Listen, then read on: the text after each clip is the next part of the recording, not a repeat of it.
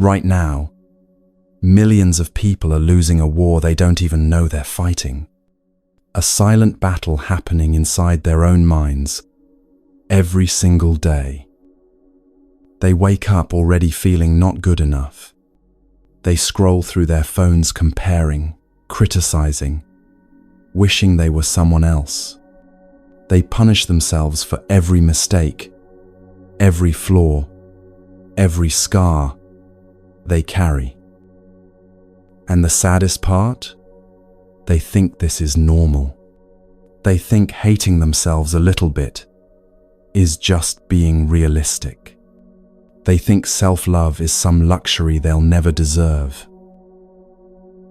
But what if I told you that everything you think is wrong with you isn't actually wrong at all? What if the problem was never you, but a story you were taught to believe? Tonight, that story ends here. Because you're about to discover something that no one teaches in school, no one posts about on social media, and no one can take away from you once you hear it. Real self-love isn't something you have to earn. It's something you remember. Whether you're listening at home, taking a quiet walk, or stealing a peaceful moment during your busy day, you're exactly where you need to be. If it feels right, share where you're listening from in the comments. Maybe grab a warm drink, find your coziest spot, or simply let your shoulders drop as we begin this journey together. This isn't about fixing yourself. It's about remembering what was never broken.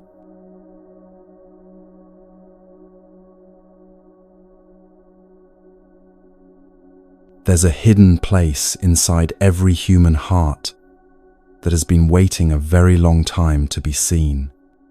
Not judged, not fixed, just seen. It's the part that broke the first time love was withheld. The part that tightened up the first time shame was thrown like a stone. It's not weak. It's not wrong. It's not a mistake. It is the wounded innocence that still exists underneath every hard shell, every angry outburst, every self-destructive habit. And until this part is recognized with softness instead of criticism, until it is approached like a lost child found crying in the woods, self-love will always feel like a trick you can't figure out. The world has trained people to stand over their wounds like cruel judges, to demand explanations, to label themselves as defective for feeling pain. But Buddhism teaches another way, a radical way, not to destroy the wounded self, not to deny it, but to sit beside it with open arms exactly as it is, without needing it to change first. Think about this for a moment. When did you first learn that your pain was something to be ashamed of? When did you first decide that the tender parts of yourself were too much, too sensitive, too broken to be loved? These weren't decisions you made consciously. They were survival strategies learned in moments when your heart was too young to understand why love felt so conditional. The moment you look inward and stop asking, "What's wrong with me?" and start asking, "What hurt you so badly that you had to build these defenses?" everything shifts.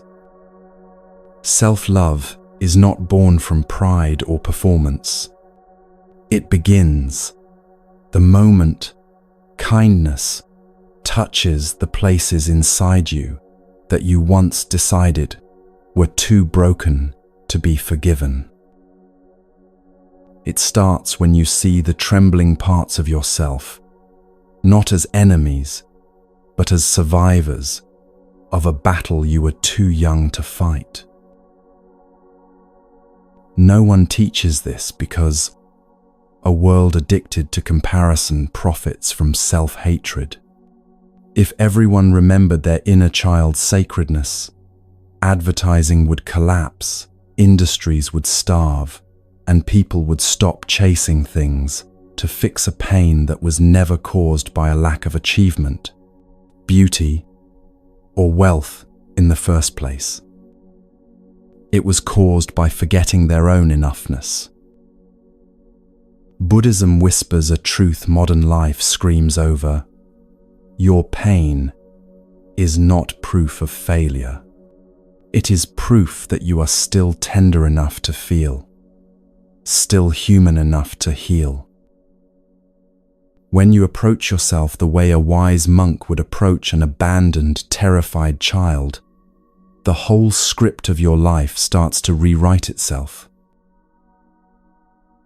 Instead of demanding that the child stop crying, you kneel down. You open your arms.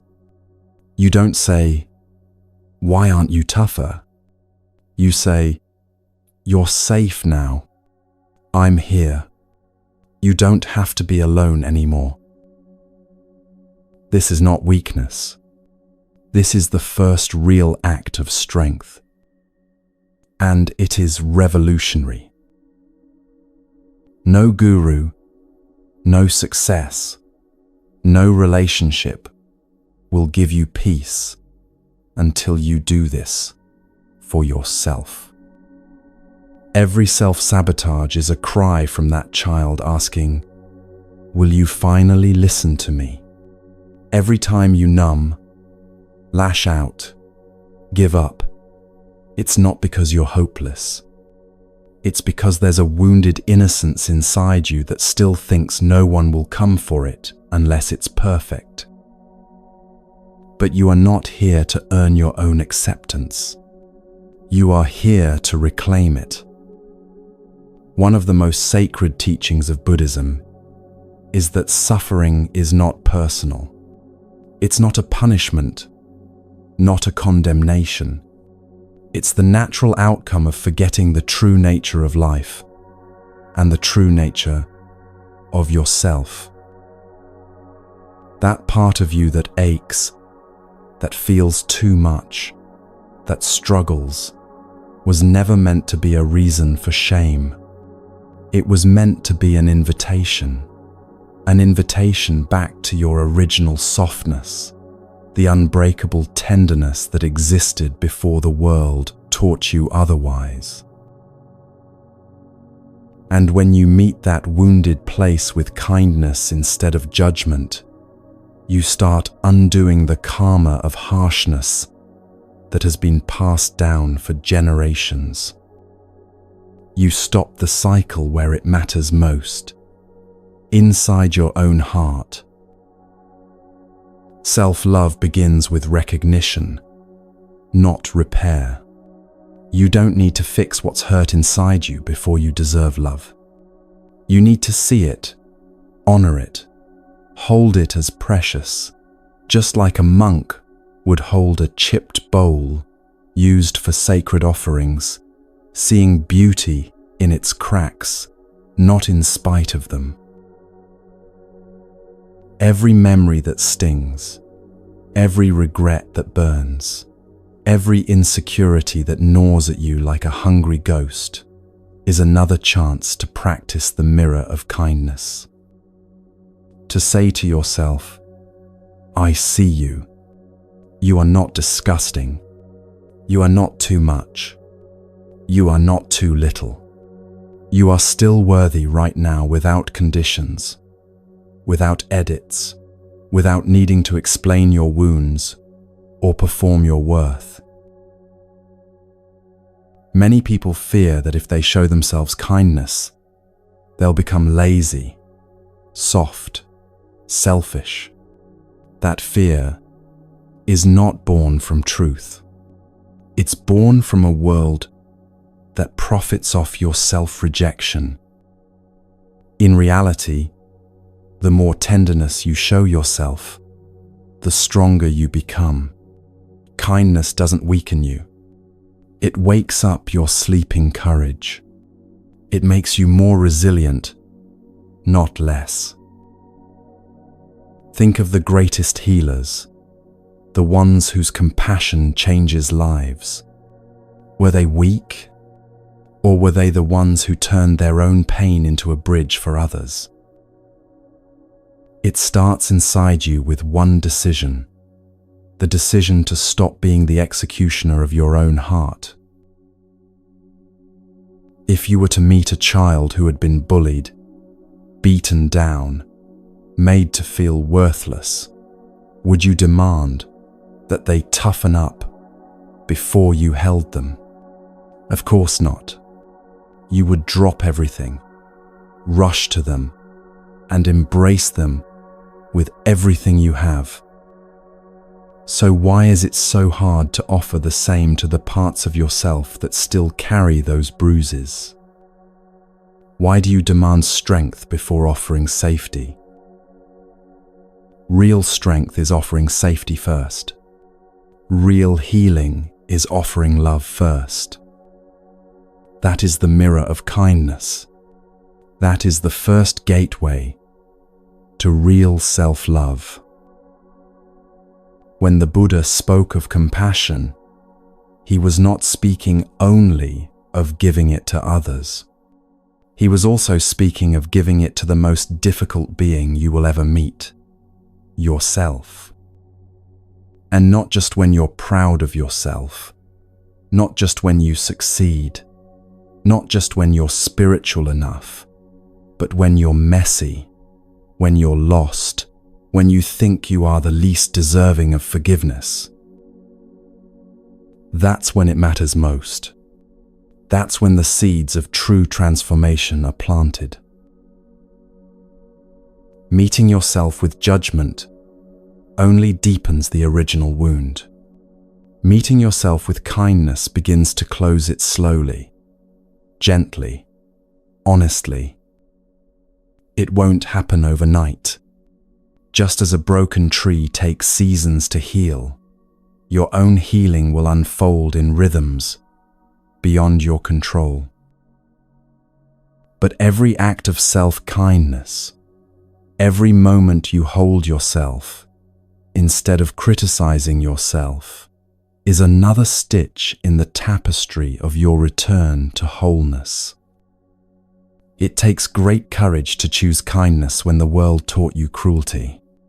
It takes fierce rebellion to soften when you were trained to harden.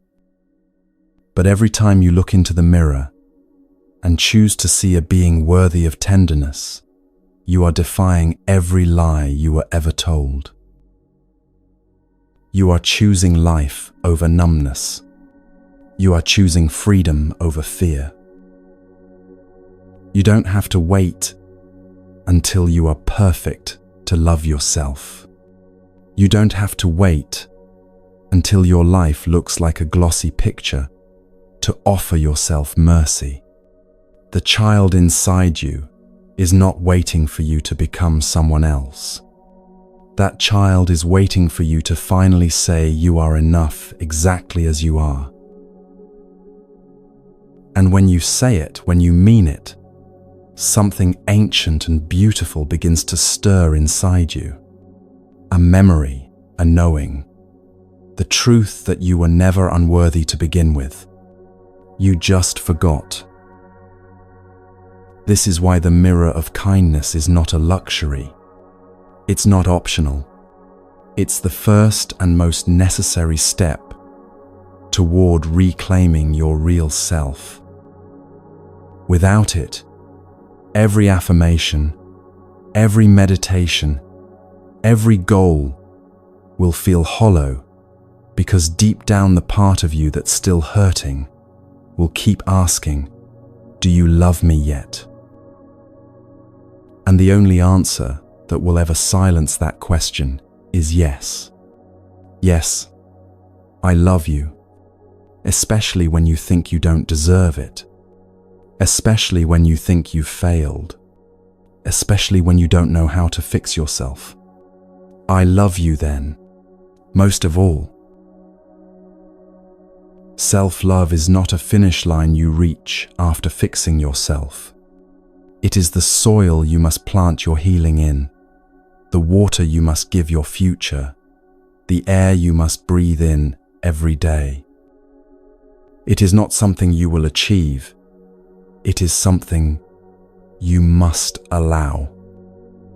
And the more you allow kindness to flood the places you once rejected, the more you will see yourself not as a project to complete, but as a mystery to honor. Not as a problem to solve, but as a sacred life to protect. You are not broken. You are becoming. Hold the mirror up now. Look into it with the eyes of a mother seeing her lost child, a sage seeing a hidden jewel, a sky seeing the river reflecting its own beauty. This is the first secret of real self-love: to stop running from yourself, to stand still, to open your arms, to say without hesitation, "Welcome home."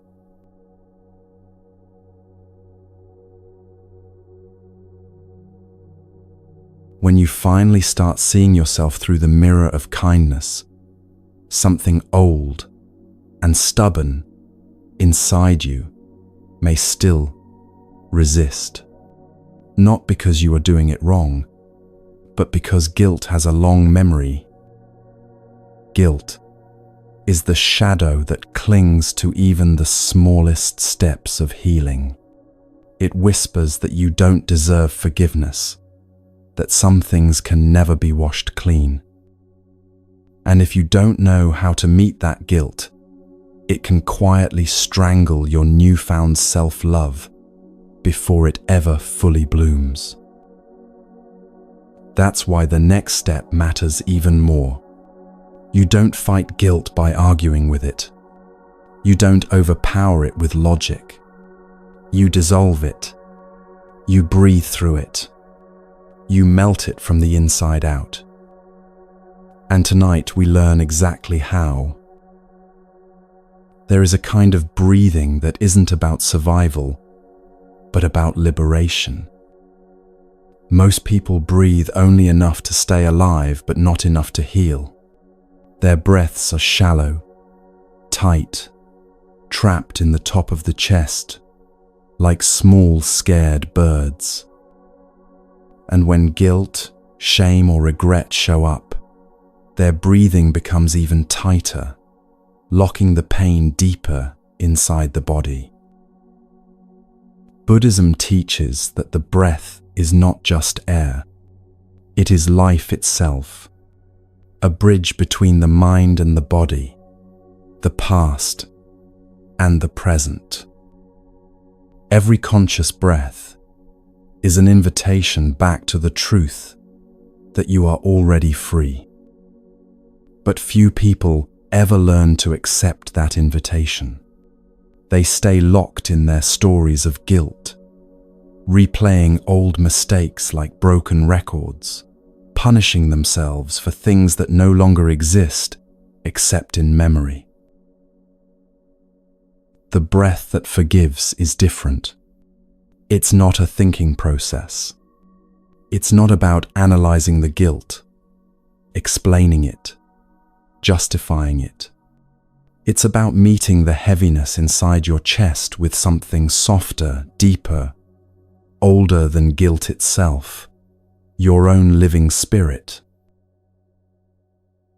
Guilt contracts. It closes. It suffocates. But the breath expands. It opens. It releases. When you meet guilt, not with more mental noise, but with quiet, steady breathing, something extraordinary starts to happen. The guilt doesn't disappear instantly. It begins to dissolve the way morning mist fades under the steady rising of the sun. No drama, no battle, just patient melting. When you sit quietly and breathe consciously, you are telling your nervous system, it is safe to let go now. You are telling the parts of yourself that still think punishment is the only way forward, you are forgiven. Even if you don't believe it yet, you are offering your own body a chance to unwind the thousands of tiny knots tied by shame and regret. And you don't have to deserve it first. The breath makes no demands. It only offers. Deep breathing is like a silent act of mercy toward yourself. Each inhale is a quiet, I accept you. Each exhale is a soft, I release you. Inhale, acceptance. Exhale, forgiveness. Inhale, I am willing to stay. Exhale, I am willing to let the past leave. No rushing, no forcing, just steady trust that your body knows how to heal if you stop standing in its way. Many people misunderstand forgiveness. They think it means pretending something didn't hurt or letting someone else off the hook. But true forgiveness, especially toward yourself, is something far more profound. It's the recognition that carrying guilt forever does not undo the past. It only poisons the present. It is the wisdom of realizing that you can honor the lessons of your mistakes without chaining yourself to them for the rest of your life. There is a Buddhist practice called Tonglen, where you breathe in suffering and breathe out compassion. When applied inwardly, it becomes one of the most powerful medicines for guilt. You breathe in your own pain without running from it, without labeling it bad. And then you breathe out kindness, sending it first to yourself. It's not about erasing what happened. It's about transforming your relationship to it. Instead of guilt becoming a prison, it becomes a doorway into deeper understanding, into deeper tenderness toward your own fragile, beautiful humanity. When you breathe consciously, you stop recycling the same old stories in your mind. You step out of the spinning wheel of blame and punishment. You step into the living moment where guilt cannot survive. Guilt lives in memory. Healing lives in presence. The more you breathe fully into now, the less power guilt has over you. At first, guilt may scream louder. It may try to convince you that you are betraying something by letting it go, that you are abandoning your responsibility, that you are being naive.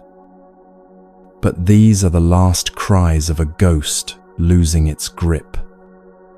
The more you breathe, the less you argue, the more you stay gentle and steady, the fainter those voices become, until one day they are just background noise, like a distant radio playing a song you no longer dance to. And here's the quiet truth most people never learn. Guilt is not a proof of goodness. Living in shame does not make you noble. It makes you disappear from your own life. It keeps you trapped in an endless courtroom where you are both the judge and the condemned, replaying a trial that should have ended long ago. Buddhism invites you to leave the courtroom, to put down the gavel, to step out into the sunlight of your own forgiveness, breathing fully for the first time. If you sit quietly and place a hand on your chest and take one long, slow breath all the way down to your belly, you will feel something ancient inside you stirring.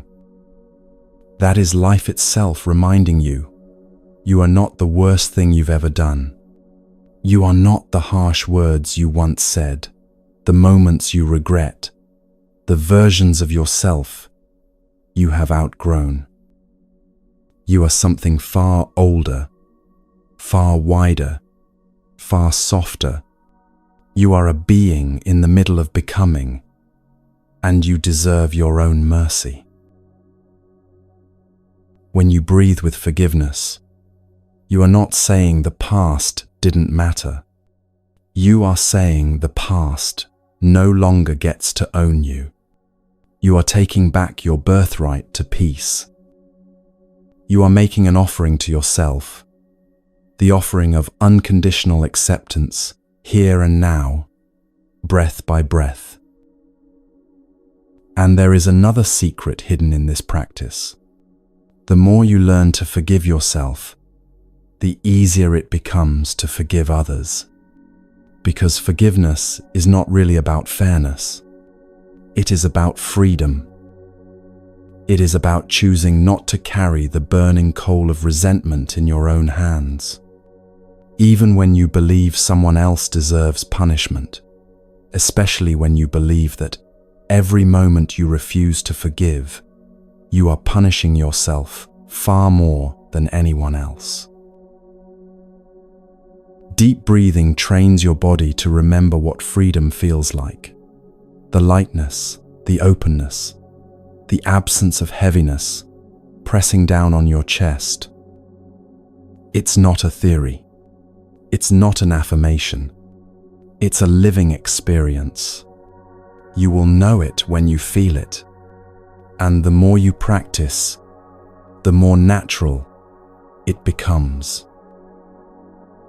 Forgiving yourself through breathing is the act of saying, I trust that my worth was never destroyed by my worst mistakes.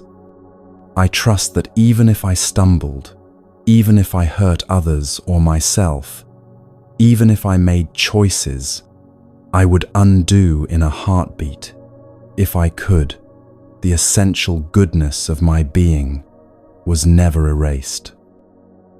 It was only buried, and now I am breathing it back into life. Some days the breathing will feel easy. Other days it will feel like moving through thick mud. Both are okay. Healing is not a straight line. It's a spiral. You may pass by the same old pains again and again, each time at a slightly higher level of understanding. Don't be discouraged. Don't judge yourself for feeling heavy. Breathe through it. Breathe anyway. Every breath is a small act of liberation, even if it doesn't feel heroic in the moment. Over time, you will notice something. You will notice that guilt no longer hijacks your days. That shame no longer controls your choices. That when the old voices of punishment rise up, you can meet them not with panic, but with breath, with patience, with kindness. And when that happens, you will know that you have not just learned a technique. You have changed the ground you walk on. You have changed the way you live inside your own skin. There is no life without mistakes. There is no love without loss. There is no growth without falling down. But there can be life after guilt. There can be love after regret. There can be a new beginning after every ending you thought would define you forever. Breathe that truth in now. Let it settle into the places inside you that are still tender, still uncertain, still afraid. And as you exhale, let it carry away some of the weight you were never meant to hold. one breath at a time, one moment at a time, until forgiveness is no longer a concept you struggle to reach. It is the quiet river you live inside. It is the silent yes your heart says to itself every time you breathe. You are not here to suffer forever for the past. You are here to return to your own wholeness. You are here to reclaim the joy that guilt tried to steal. You are here to be free. And it all begins, and it all continues with one simple revolutionary act: breathing yourself back to life.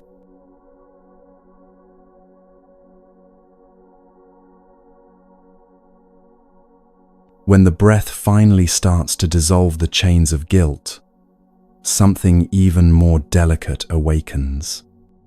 A space, a silence inside that is unfamiliar, maybe even frightening at first. Because once the noise quiets down, what's left is the raw truth of your emotions. And many people have spent their entire lives either running from them or trying to fix them. But healing does not demand that you fix what you feel. It asks that you witness it. This is the doorway most skip over without even realizing it, becoming the compassionate witness of your own inner life. And it will change everything. There is an ancient strength hidden in stillness, not the frozen stillness of fear, but the alive stillness of pure presence. Buddhism teaches that there is a kind of love far greater than praise or encouragement. It is the love of simply seeing, of bearing witness, of standing beside pain without trying to erase it, solve it, shame it, or rush it away. And for many, this is the first time in their entire lives that they will be seen this way, not by another person, but by themselves. Most people live trapped in a frantic cycle inside their own heads. Feel something uncomfortable, panic, criticize themselves for it, try to push it away, feel worse, repeat. It's like trying to put out a fire by throwing gasoline on it.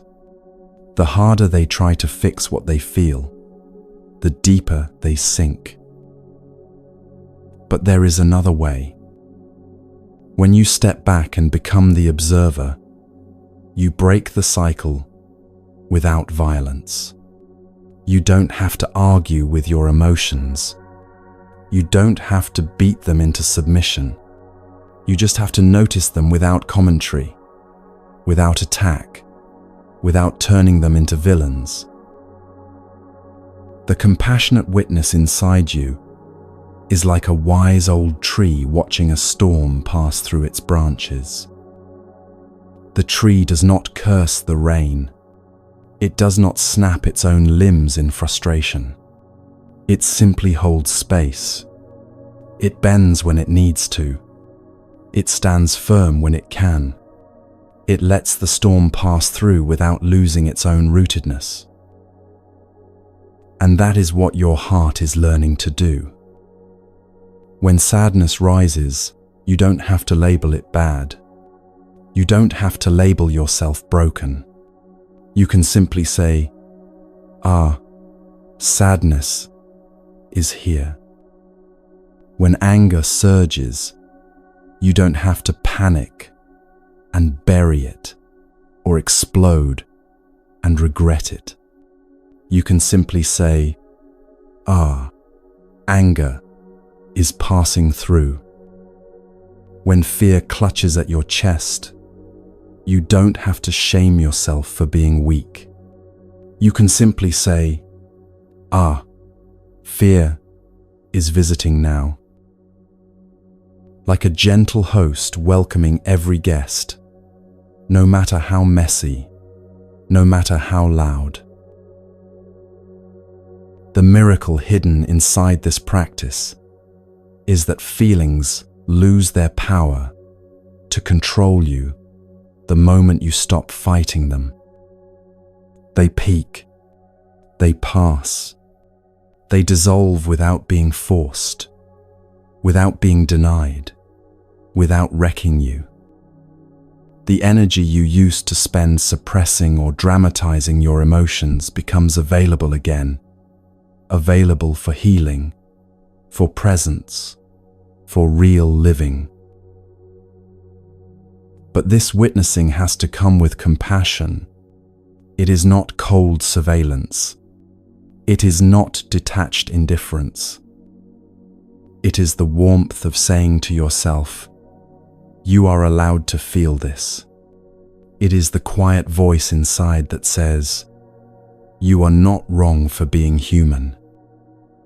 And every time you offer yourself that kind of witnessing, you are building a new foundation of self-trust, one that doesn't collapse when life gets messy. Most people were taught to police their emotions instead of understanding them. Don't cry. Don't get angry. Don't be scared. As if feelings were failures. As if being affected by life was something shameful. But Buddhism teaches that being deeply affected is not a flaw. It is part of being awake. The awakened heart feels it all. The sorrow and the joy, the fear and the courage, the despair and the wonder. And it welcomes it all, without trying to amputate half of the human experience. You are not here to become a robot who only feels what's convenient. You are here to become a vast living space where all of life can flow through you without breaking you. Every emotion that arises inside you is like a traveler knocking on your door. You don't have to let them move in forever, but you do have to acknowledge their presence. Ignoring them or attacking them only makes them louder, more desperate for your attention. When you witness yourself compassionately, you also start to see the difference between pain and suffering. Pain is inevitable. Suffering is what happens when you refuse to let yourself feel the pain. Pain is the storm. Suffering is tying yourself to the tree in the middle of the storm and refusing to let go. Witnessing allows the pain to pass through you without becoming your identity. You feel the sadness, but you are not sadness. You feel the anger, but you are not anger. You feel the fear, but you are not fear. You are the witness, the space, the kindness holding it all. This shift from identification to observation is subtle but revolutionary. It means you can go through hard moments without being shattered by them. It means you can feel lost without believing you are lost. It means you can weep without believing you are weak. The storm passes. The tree remains. Compassionate witnessing also transforms the way you respond to yourself during setbacks. Instead of criticizing yourself for not being healed enough, wise enough, calm enough, you can simply notice your struggle and say, "This is hard," not as judgment, as truth. And by naming it with kindness instead of cruelty, you offer yourself the exact medicine you always needed, the permission to be exactly where you are, without shame. There is no timeline for healing. There is no race. There is no prize for reaching some imaginary finish line. Healing happens in layers, in spirals, in slow awakenings that cannot be forced.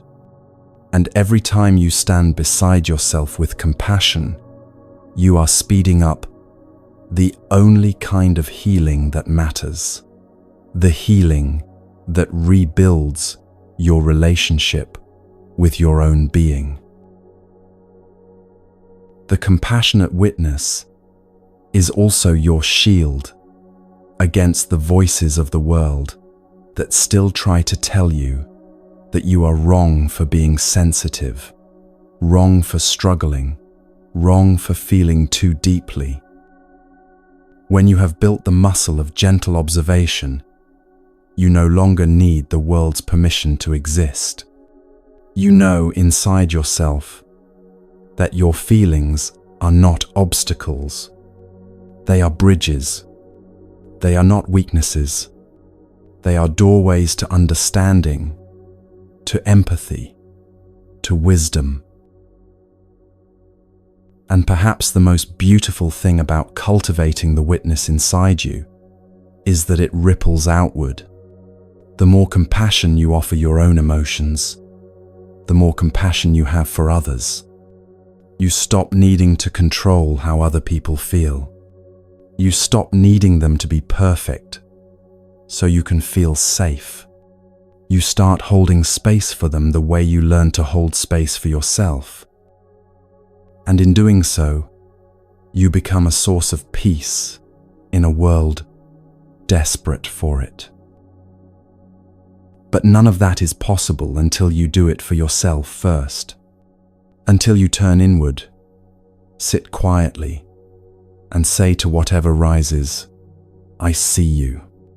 You are allowed to be here. You are not alone. No fixing, no scolding, no rushing, just presence, just breath, just the steady, unwavering kindness of a heart that is learning to stay. When storms of emotion come, and they will, you will not always feel ready. You will not always feel brave, but you can always be willing to sit, willing to stay, willing to witness. And that willingness will carry you farther than any technique, any affirmation, any desperate search for a solution. Self-love is not built through perfection. It is built through presence, through the small, ordinary, brave act of staying with yourself exactly as you are. No edits, no apologies, no masks. Just the raw living truth of being human, seen, honored, and loved by the only person who can never abandon you, yourself. Tonight, as you listen, you are already practicing. Every breath you take, every feeling you allow without judgment, every moment you stay with yourself, when it would be easier to run away, you are weaving a new pattern into your life. A pattern of trust, a pattern of kindness, a pattern of deep, unshakable love.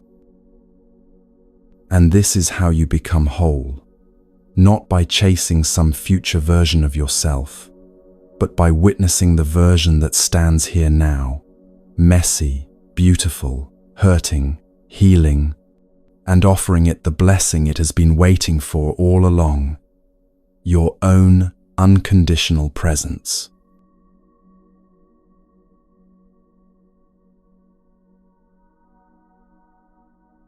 Once you learn how to witness yourself, without rushing to fix what you feel, a new kind of silence starts to grow inside you. Not an empty silence, but a full one.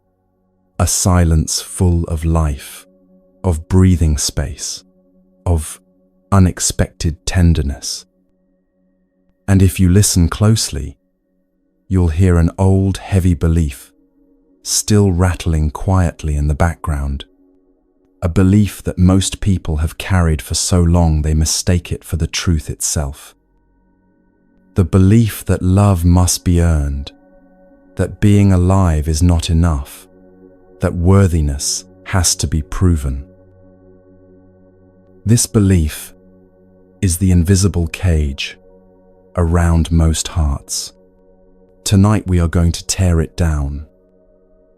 There's a harsh story stitched into the fabric of modern life. Repeated so often, it sounds like common sense. Be good enough and you'll be loved. Achieve enough and you'll be valued. Perform enough and you'll be safe. Fail and you lose it all. It's a brutal contract written in invisible ink, signed in childhood without ever agreeing to it. And unless you recognize it for the lie it is, you will spend your whole life sprinting on a treadmill that never stops, convinced that somewhere just ahead, if you run hard enough, love will finally be waiting. But it never is, because love was never meant to be earned. Love was meant to be remembered. Buddhism does not teach that you must earn your right to exist. It does not say you have to accumulate virtues like trophies to deserve your own tenderness. It points to something far simpler, far more radical. Your existence itself is enough. Your being, breathing, feeling, living is already a miracle. You were never meant to perform worthiness like a circus act.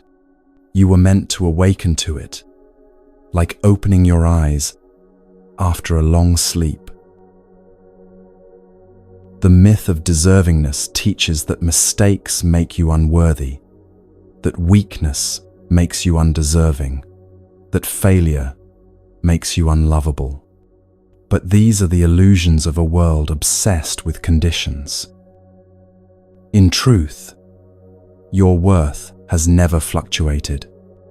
It does not rise and fall with your successes or your failures.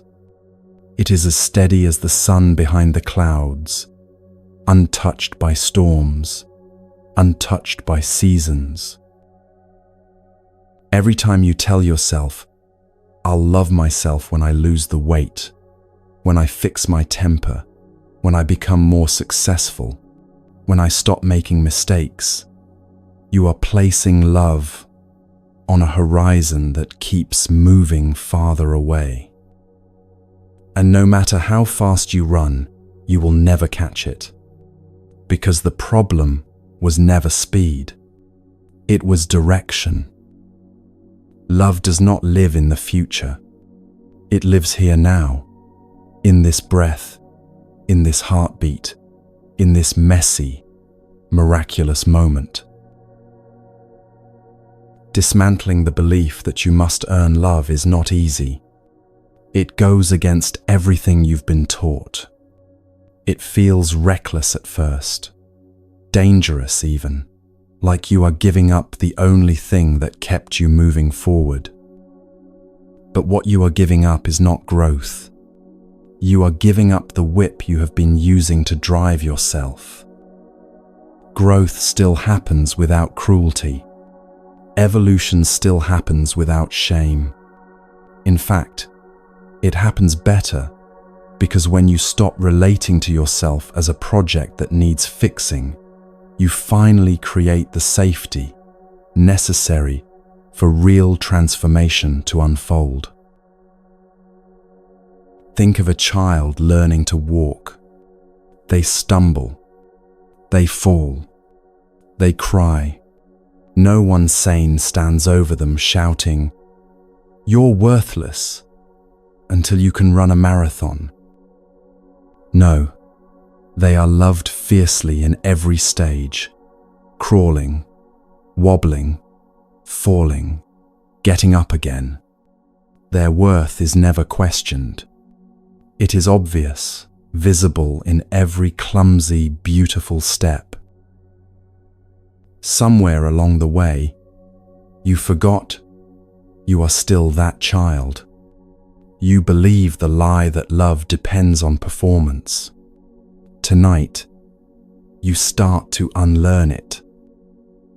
The heart does not open through pressure. It opens through permission. The permission to exist without needing to justify every breath you take. The permission to matter even when you are ordinary, even when you are hurting, even when you are lost. Real self-love starts not when you achieve some ideal version of yourself, but when you drop the exhausting quest to become lovable and realize you always were. There will be a voice inside you that resists this. A voice that says, "But what about all the mistakes I made? What about the people I hurt? What about the things I still haven't fixed?" Listen closely. Recognizing your worth does not erase responsibility. It empowers it. When you love yourself without conditions, you are more capable of making amends where needed, more capable of changing harmful patterns. Not because you hate yourself into change, but because you love yourself enough to want better for yourself and for others. Conditional love creates fear-based change, temporary and brittle. Unconditional love creates true change, rooted in stability, compassion, and long-term vision. A tree grows stronger not by fearing collapse, but by sinking its roots deeper into the earth. You grow stronger not by fearing unworthiness, but by remembering the foundation that was always there beneath your fear. Buddhism speaks of Buddha nature, the idea that every being, no matter how lost or confused, carries an indestructible spark of wisdom and goodness within them. This spark is not earned. It is revealed. It is uncovered through practice, through kindness, through remembering. And the first step to uncovering your own Buddha nature is letting go of the belief that you need to earn what you already are. You were worthy before you spoke your first word, before you achieved anything, before you failed anything, before you understood anything. And you are worthy now. No matter how tangled your life feels, no mistake, no regret, no wound can erase that. Undoing the myth of deservingness also changes the way you relate to others. You stop measuring them by their achievements, their mistakes, their performances. You start seeing the sacredness underneath. You start offering the love you always needed, unconditional, steady, real. And in doing so, you free not only yourself, but everyone around you. It takes practice to live this way, to catch yourself when you start slipping back into the old mindset of earning love, to stop treating self-care, rest, joy, and kindness as rewards you have to win, and start treating them as rights you were born with. It takes practice to hear the voice that says, "You don't deserve this yet," and answer back, "I don't have to deserve it. I already am it." You will forget sometimes. You will fall back into the chase. That's okay. Every time you remember again, you are carving a new path through the dense forest of old conditioning. Every time you turn toward yourself with love without waiting for permission, you are planting seeds of freedom that will bloom for the rest of your life. You are not here to win love like a trophy. You are here to embody love like a river, flowing, generous, free. You are not here to perform your worth. You are here to live your truth. You are not here to chase approval like a starving animal. You are here to remember that you have always been enough, exactly as you are. The next time you catch yourself thinking, "I'll feel better about myself when," stop, breathe, look around. Let the ground under your feet remind you you are already standing on sacred earth. Let your own heartbeat remind you you are already part of something vast and precious beyond understanding. Let your own breath remind you you do not have to earn your place here. You never did. This is not permission to stagnate. This is permission to grow from love instead of from fear, to move toward your highest self, not because you are terrified of being unworthy, but because you are excited to express the fullness of who you already are. That is the only sustainable fuel for a life of true joy. The myth of deservingness is one of the deepest poisons inside the human spirit, and dismantling it will take time, patience, courage. But every step you take away from that old lie and toward the truth of your unconditional worth is a revolution. It is a rejection of everything that ever tried to convince you that you had to earn your right to breathe, to hope, to dream, to love. You are not a product to be polished until acceptable. You are not a mistake that needs constant correction. You are a living, breathing miracle still unfolding. You are the sky. The clouds passing through are just stories, stories you can watch, stories you can let go. Right now, in this moment, let your whole being soak in this truth. Let it sink into your bones. You do not have to earn rest. You do not have to earn peace. You do not have to earn love. You are allowed to have it. You were allowed all along. There is nothing left to chase. There is only everything left to receive.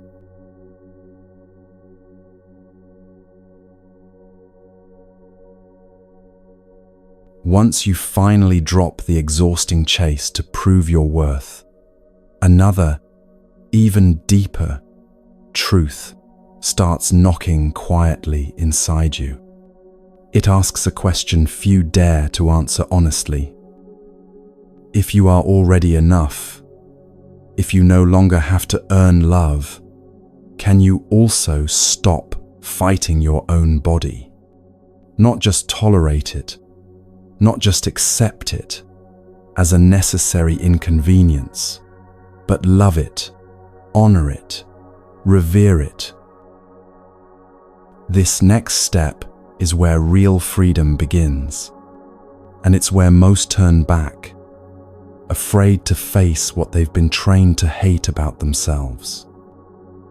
But you will not turn back. You are ready now to enter the temple. Your body is not a mistake. It never was. It is not a failed project that needs endless remodeling. It is not an embarrassment to hide. It is not a problem to solve. It is the living, breathing vessel that has carried you through everything every heartbreak, every victory, every sleepless night, every laugh that shook your ribs, every tear you thought would drown you. This body has been your silent, loyal companion since before you had words to thank it. And tonight, you are going to start remembering how sacred that really is. The world around you will try to convince you otherwise. It will scream that your body must meet impossible standards before it deserves admiration. It will flood you with images of manufactured perfection. It will profit from your self-loathing. But Buddhism teaches that true seeing, true wisdom, pierces through the illusion. True seeing recognizes that aging is not decay, that scars are not shame, that weight, wrinkles, marks, asymmetries, all the so-called flaws, they are not accidents. They are stories written into your skin by life itself. They are the living history of your becoming.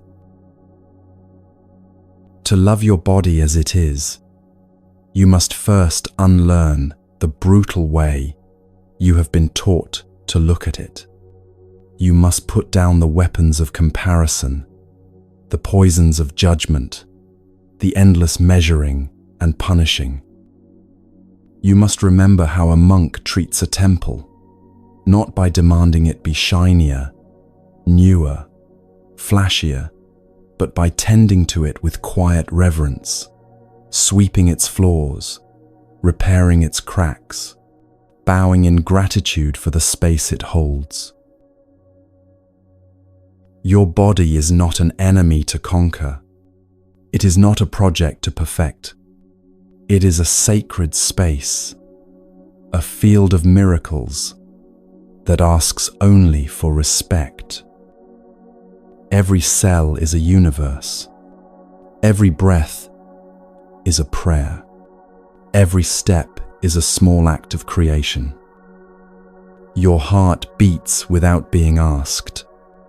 Your lungs expand without demanding reward. Your eyes take in the beauty of the world without needing applause. How dare anyone tell you that this temple is not already holy? Going beyond acceptance into reverence means changing the way you speak to yourself, not with empty flattery, but with truth. Instead of saying, "I guess I have to accept my flaws," you say, "This body is a sacred witness to 1,000 victories I once thought I wouldn't survive." Instead of saying, "I'll love myself when I look different," you say, "I love this body because it stayed, because it carried me through pain I thought would destroy me." You stop seeing your reflection as a problem to fix and start seeing it as a living altar to the life you have fought so hard to live. There is profound power in loving a body that the world has taught you to hate. It is an act of rebellion against a system that profits from your insecurity. It is a return to a wisdom older than any magazine cover or cruel advertisement. It is a remembering that the body is not a decoration. It is a carrier of spirit, a bridge between earth and sky, a home for consciousness to dance in, a miracle wearing skin. Buddhism reminds us again and again that form is emptiness and emptiness is form. Your body is not just flesh and bone. It is the dynamic expression of life itself. It is made of the same elements as the stars, the rivers, the mountains. When you criticize your body, you are not criticizing a thing. You are criticizing a miracle you have not yet fully understood. And here's a secret the beauty industry will never tell you. No one has ever hated themselves into feeling beautiful. No one has ever shamed their body into feeling free. True radiance is not a shape. It is not a number. It is not a wrinkle-free face or a sculpted silhouette. True radiance is the glow of someone who is no longer at war with themselves. It is the soft magnetic peace of someone who has made a home inside their own skin. You do not need to wait until your body changes to offer it the love it has always deserved. Love it now exactly as it is. Love it when it aches. Love it when it feels heavy. Love it when it feels strange. Love it when it surprises you with strength you didn't know you had. Love it even when you don't understand it, because it has loved you without question since the moment you were born. This does not mean abandoning care.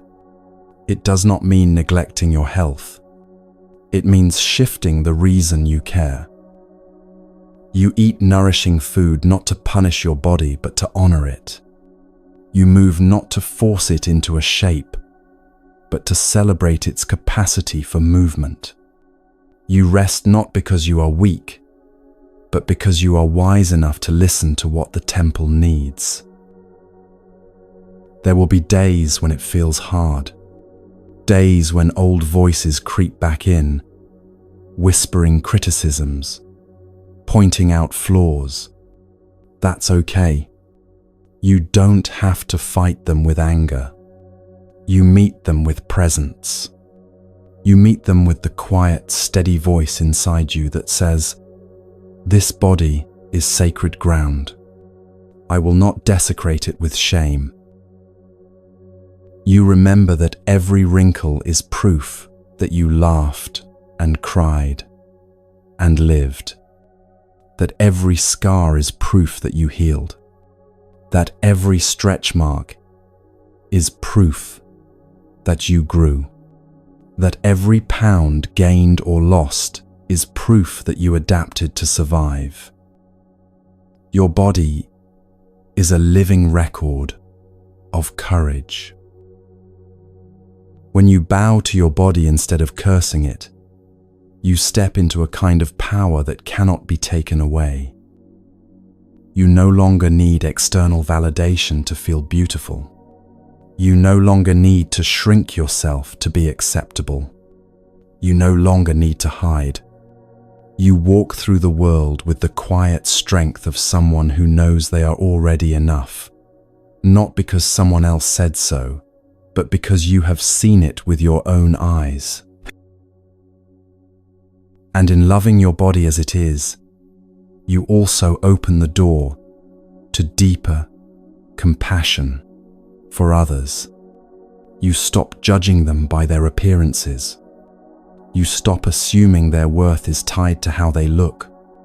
You start seeing their bodies too, as sacred temples, carrying hidden histories you may never fully understand. And you treat them and yourself with the reverence all life deserves. The journey to loving your body is not linear. Some days you will feel radiant. Some days you will struggle. Both are part of the path. What matters is that you keep walking it. What matters is that you refuse to turn your own temple into a battlefield again. What matters is that you choose over and over to stand on the side of love. Tonight, as you breathe, let your body be enough. Let your heartbeat be enough. Let your breath be enough. Place your hands gently over your chest and thank this body for staying, for carrying you, for enduring every burden you placed on it, without asking for anything in return. Whisper to it softly, I see you. I honor you. I love you. And know that every word is a thread weaving you back into wholeness. You are not here to fix yourself. You are here to remember the sacredness you forgot. You are here to return to the temple you have always lived in. And you are here, finally, to bless it with the love it always deserved.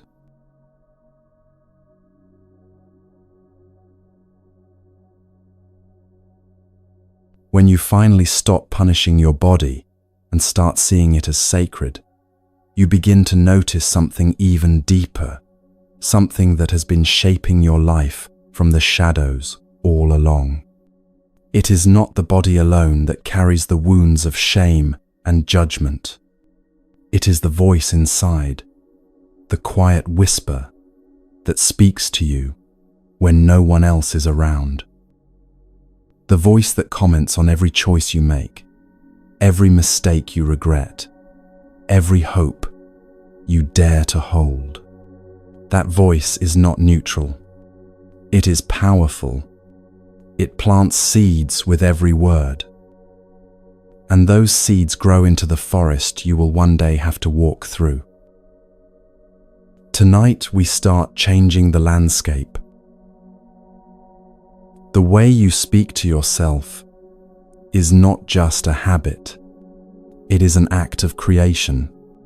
Buddhism teaches that every word, every thought, every intention leaves a trace.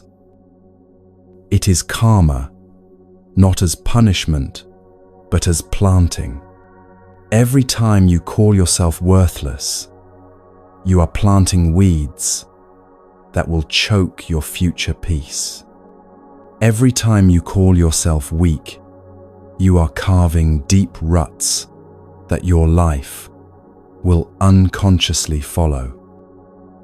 And every time you speak to yourself with kindness, with patience, with encouragement, you are planting gardens that will feed your spirit long after today's struggles have been forgotten. Your inner words are not harmless background noise. They are the architects of your future. They are the sculptors of your mood, your courage, your hope. And yet most people let their inner words run wild, fueled by old fears, old criticisms, old beliefs they never even chose for themselves. They speak to themselves in ways they would never speak to a friend. They whip themselves with sentences sharpened over years of invisible battles. And then they wonder why peace feels so far away. Tonight you are going to start listening more carefully, not with judgment, not with panic, but with curiosity. What are you planting with your inner voice? What kind of forest are you building inside your mind? Is it a place where your spirit can rest, grow, and thrive? Or is it a thorny, tangled prison where you are your own jailer? Changing your self-talk is not about repeating shallow affirmations you don't believe. It's about seeing clearly. It's about noticing the hidden assumptions underneath your thoughts. It's about interrupting the autopilot of cruelty you have been taught to call normal. It's about choosing again and again to plant seeds that nourish instead of seeds that poison. When a harsh inner voice rises up, "You're such a failure. You're never going to change. You always mess things up." Don't try to argue with it at first. Just notice it. Witness it the way a monk watches a cloud pass across the sky. See how old it feels. See how heavy it sounds. Realize it is not the voice of truth. It is the echo of every wound you never deserved.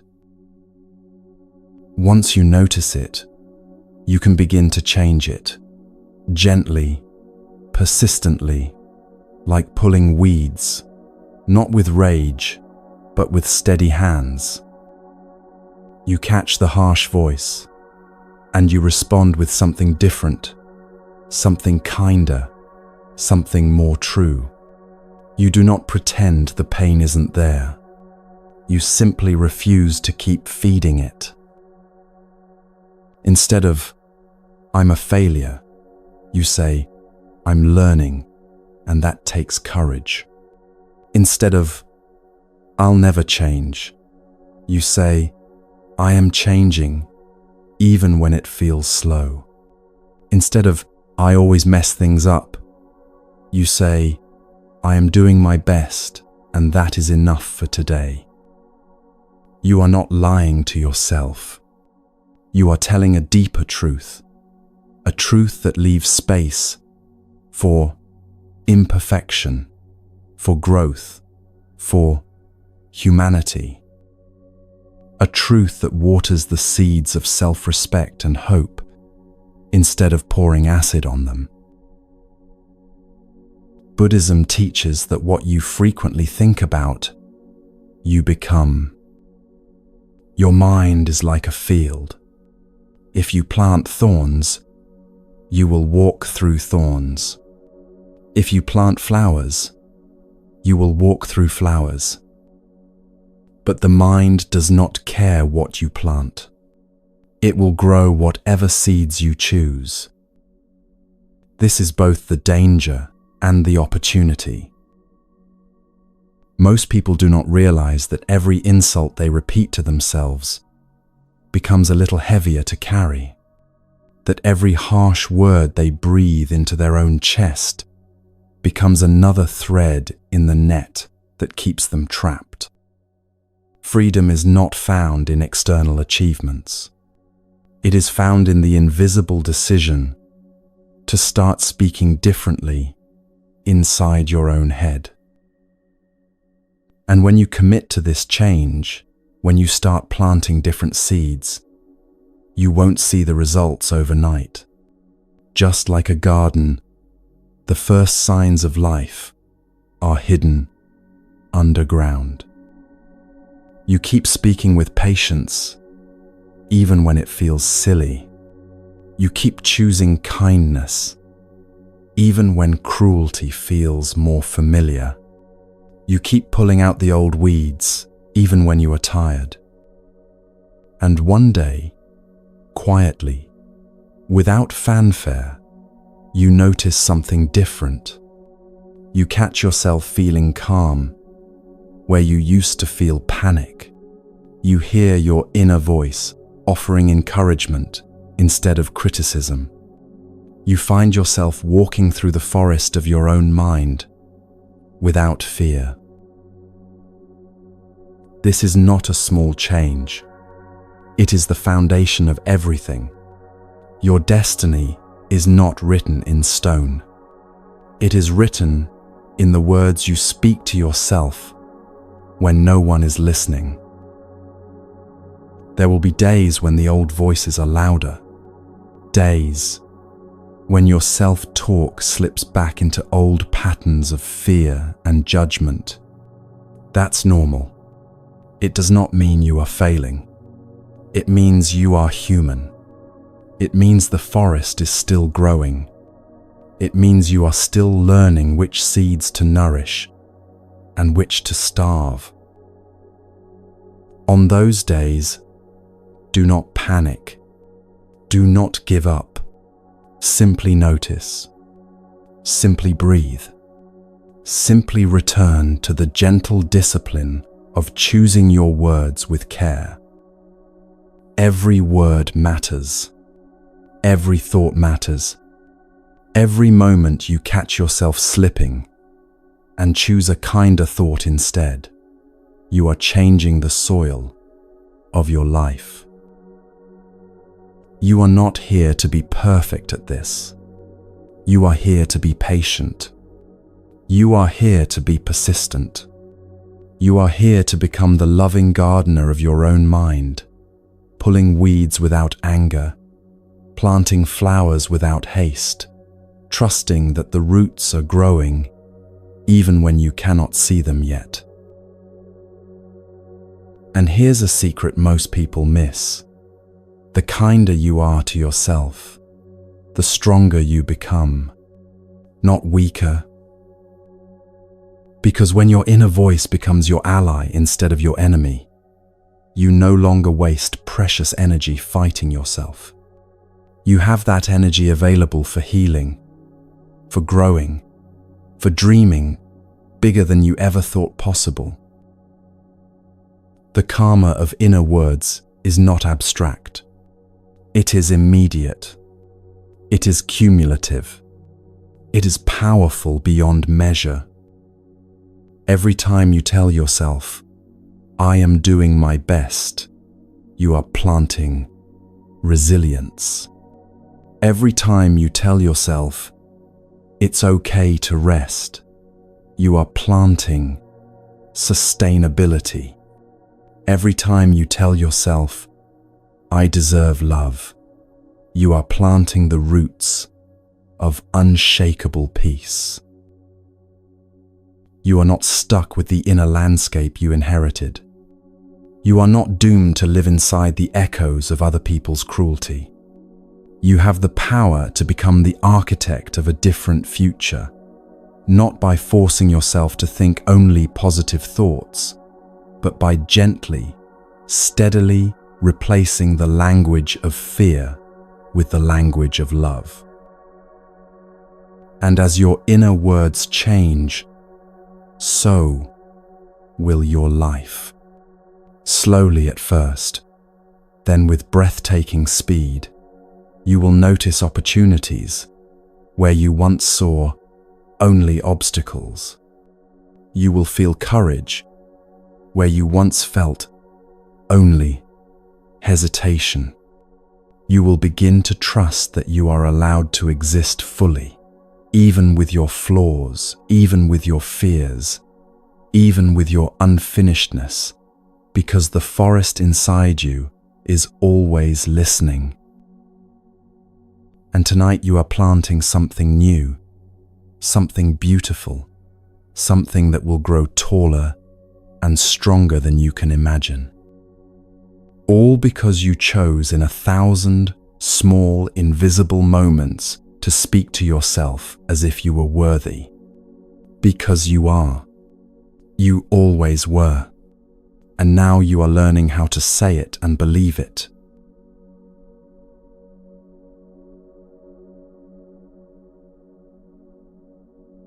As your inner voice becomes softer, stronger, and more rooted in kindness, something even deeper begins to surface.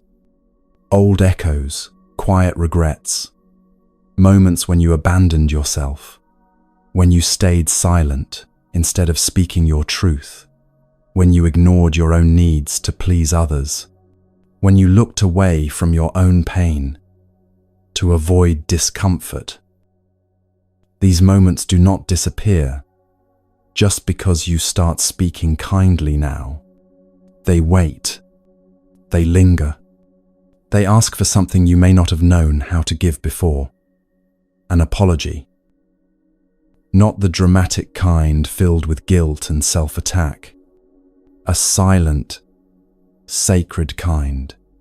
A reconciliation between you and your own being. Tonight you will finally begin making peace with the parts of you that you left behind. There is a wound that grows every time you betray yourself. It doesn't scream. It doesn't demand attention. It quietly hardens. It quietly builds walls. It quietly teaches you to stop trusting yourself. And self-trust, once broken, does not return with promises alone. It returns with action, with humility, with acknowledgement. Buddhism teaches that true healing is not about pretending the break never happened. It is about turning toward it, bowing before it, offering the apology that was always needed but never spoken. Silent apologies to yourself are not weakness. They are strength. They are the courageous act of taking responsibility without punishment, of recognizing where you abandoned your own truth, and instead of whipping yourself for it, kneeling beside that wound and whispering, "I'm sorry I left you. I'm here now." The moments you betrayed yourself were not because you were evil or broken or stupid. They were survival strategies. You stayed silent to avoid rejection. You hid your truth to feel safe. You abandoned your needs because somewhere deep inside you were taught that your needs didn't matter. This is not about blame. This is about understanding. And from understanding, real forgiveness can bloom. The silent apology practice is simple, but not easy. You sit quietly. You breathe. You remember a moment, any moment when you felt that sharp little pain inside, the one that said, "This isn't right," and you ignored it anyway. Not to punish yourself, not to spiral into shame, but to honor the wound with presence.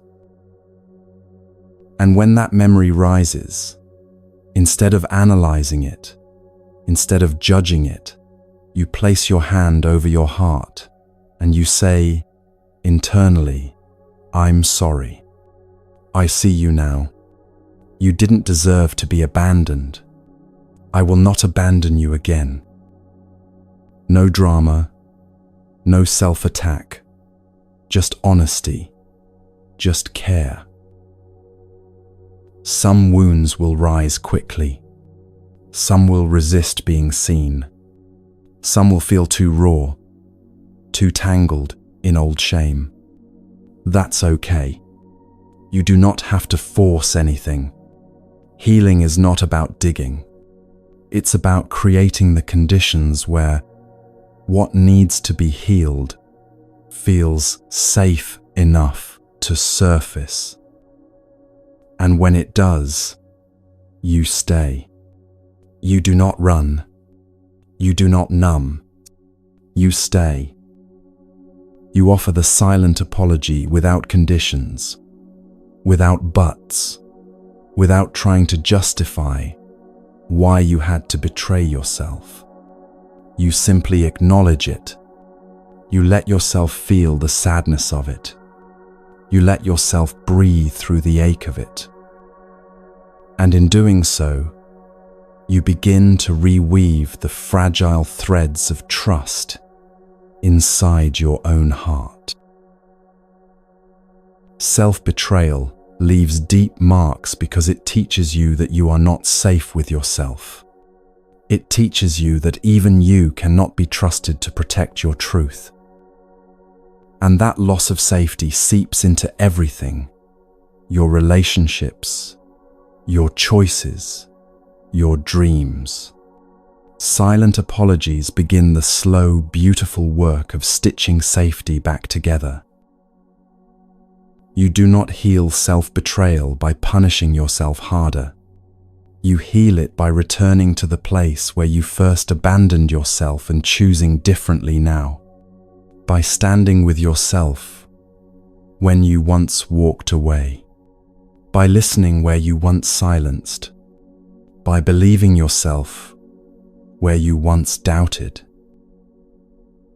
And here's a truth most people never learn. The more silent apologies you offer yourself, the more naturally you will start acting differently. Not because you force it, but because you no longer want to abandon yourself again. You no longer want to feel that ache of self-abandonment. You choose differently because you love differently, because you trust differently. Silent apologies also free you from the endless cycle of seeking apologies from others. You realize that the deepest betrayal was never what someone else did to you. It was what you were taught to do to yourself in response. When you heal that, when you stand with yourself again, the power others had over your peace dissolves. They no longer hold the keys to your healing. You do. And when you practice silent apologies regularly, something even softer awakens: compassion. You stop being so hard on your younger self. You stop judging the parts of you that made desperate, clumsy choices. You start seeing yourself not as a villain who ruined everything, but as a wounded traveler who did the best they could with the tools they had at the time. You start whispering to yourself, not just, "I'm sorry," but also, "Thank you for surviving. Thank you for trying. Thank you for not giving up even when you wanted to." And with every whisper, with every breath of forgiveness, the walls inside you start to soften. The hardness you thought was permanent begins to melt. The spaces you thought were too broken to heal begin to glow quietly from within. There is no right timeline for this. Some wounds will need many silent apologies before they start to loosen. Some will need just one honest moment of presence. Trust the process.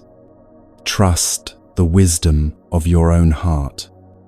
Healing moves at the speed of trust, not at the speed of your impatience. And do not be surprised if along the way you grieve. Grieving is not failure. It is a sacred part of healing. You are mourning the times you did not know how to stand up for yourself. You are mourning the lost chances, the silenced truths, the years you spent chasing love outside yourself because you didn't know how to give it inside. Let the grief come. Let it wash through you. Every tear is another silent apology finding its way home. This practice also redefines what strength means. Strength is not never betraying yourself again. Strength is noticing faster when you do. Strength is choosing to return over and over without shame, without harshness. Strength is saying, "I may have left myself before, but today I choose differently." And over time, you will notice that the spaces where you once felt hollow and ashamed are now filled with quiet resilience. That the parts of you you once wanted to hide are now places of tenderness, wisdom, and beauty. That self-betrayal no longer feels inevitable. It feels foreign. It feels impossible because you have become someone who stands with yourself, no matter what. There will still be temptations, moments when it feels easier to silence your truth, to fit in, to shrink yourself, to avoid conflict. That's human. That's normal. But now you will recognize the cost. Now you will feel the tug of loyalty to yourself stronger than the pull of fear. Now you will choose more often than not to stay true. And when you don't, because you won't always, you will know how to return, not with punishment, not with despair, but with a hand over your heart and a silent apology whispered into the tender spaces within you. I see you. I love you. I'm sorry. I'm here. This is not a one-time event. It is a lifelong relationship. It is a lifelong promise. And it is worth every ounce of effort, every uncomfortable breath, every tear, every trembling act of forgiveness. Because in the end, the relationship you have with yourself is the foundation for every other relationship you will ever have. Heal that, and everything else begins to heal too. Tonight, as you rest, let the silent apologies rise. Let them flow without fear, without judgment, without rush. Let them be soft. Let them be real. Let them be enough. Because you were never waiting for someone else to save you. You were waiting for yourself. And now finally you are here.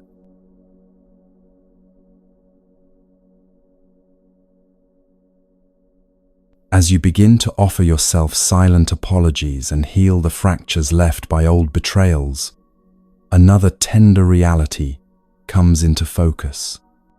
You realize there are parts of your life that still ache, chapters that were never neatly closed, stories that did not end with the perfect resolution, wounds that still throb quietly beneath the surface, even after years have passed. And you realize that no amount of fixing, forcing, or rushing has made them disappear because they were never meant to be erased. They were meant to be loved as they are, unfinished, raw, imperfect, alive. Tonight we enter one of the hardest and most sacred practices of all, sitting with the unfinished stories, without trying to rewrite them, learning to love what is still healing, instead of trying to make it disappear. There is a deep hunger in the human heart for closure, for neat endings, for perfect redemption arcs. It's the hunger that drives people to replay conversations 1,000 times in their minds, wishing they had said something different.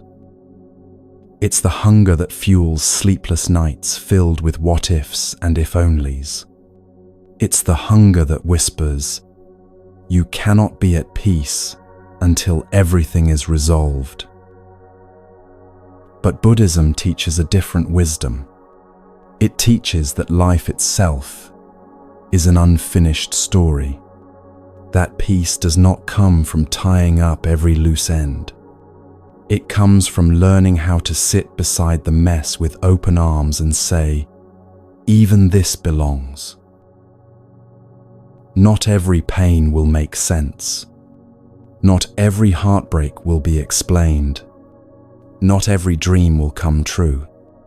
Not every relationship will be repaired. Not every wrong will be made right.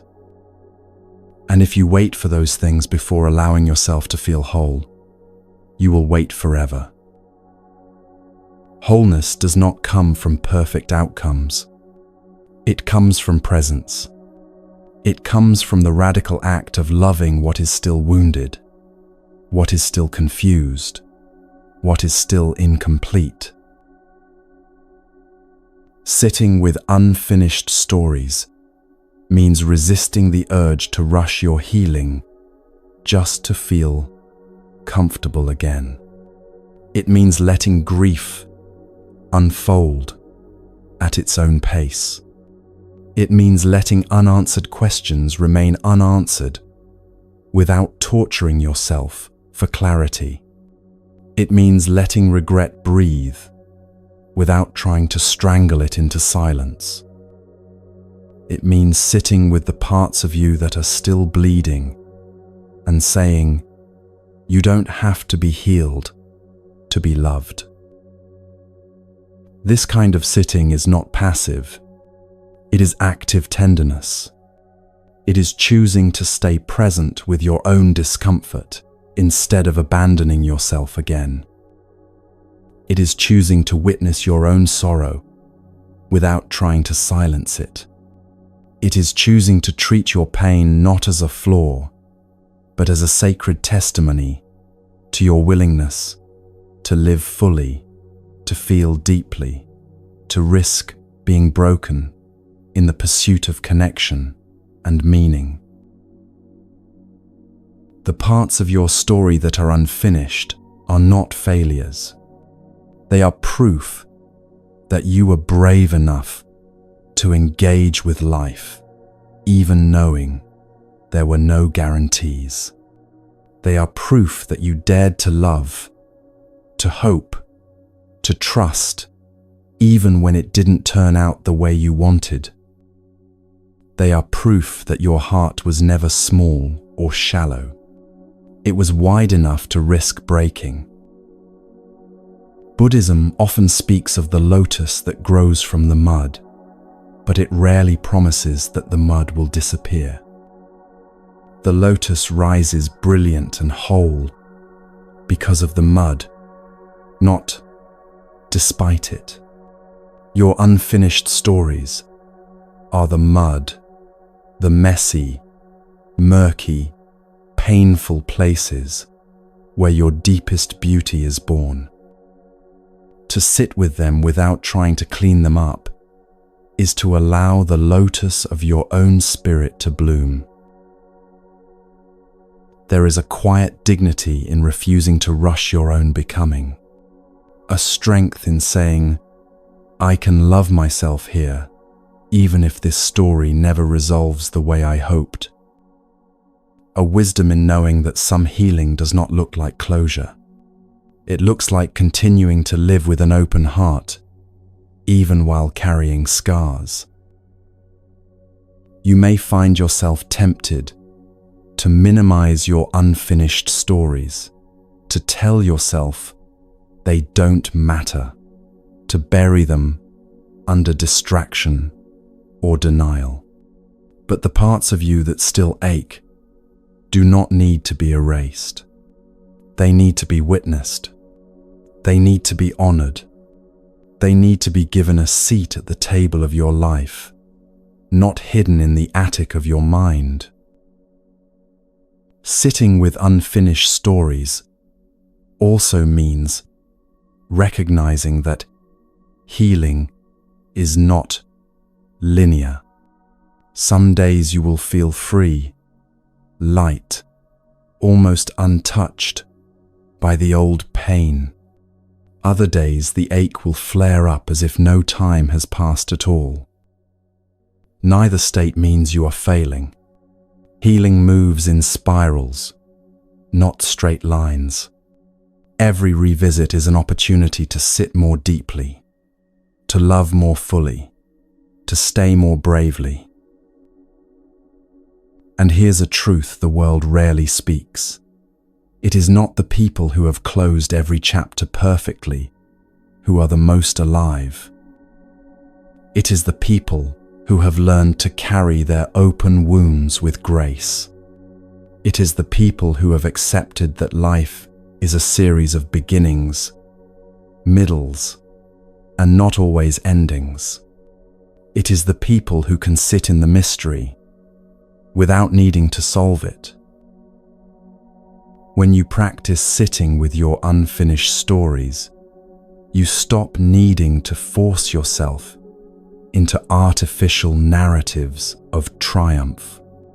You stop needing to pretend that everything happens for a reason you can immediately understand. You stop needing to package your pain into something palatable for others. You allow your story to be as messy, as tender, as incomplete as it is, and you love it there. This practice also invites a profound humility. It reminds you that you are not the sole author of your life, that some stories remain open because they were never yours alone to close, that forgiveness sometimes happens silently long after words are possible, that understanding sometimes blooms years after confusion first rooted itself, That love sometimes lingers even after goodbye. You are not weak because you have unfinished stories. You are human. You are courageous for choosing to stay connected to your own heart even when it hurts. You are wise for recognizing that some questions will echo unanswered and that your worth does not depend on silencing them. Tonight, as you breathe, let yourself sit with whatever is still aching. Let yourself hold the stories that do not have tidy endings. Let yourself love the parts of your life that feel unresolved. Whisper to them, not with impatience, but with tenderness. You are not a mistake. You are part of my sacred becoming. And trust, even if you cannot see it yet, that sitting with your unfinished stories is shaping you into someone softer, stronger, deeper than you could ever have become if everything had gone exactly as you once planned. You are not broken because your healing is incomplete. You are beautiful because you are willing to keep loving yourself through every unfinished chapter. You are the story still being written, and that is more than enough.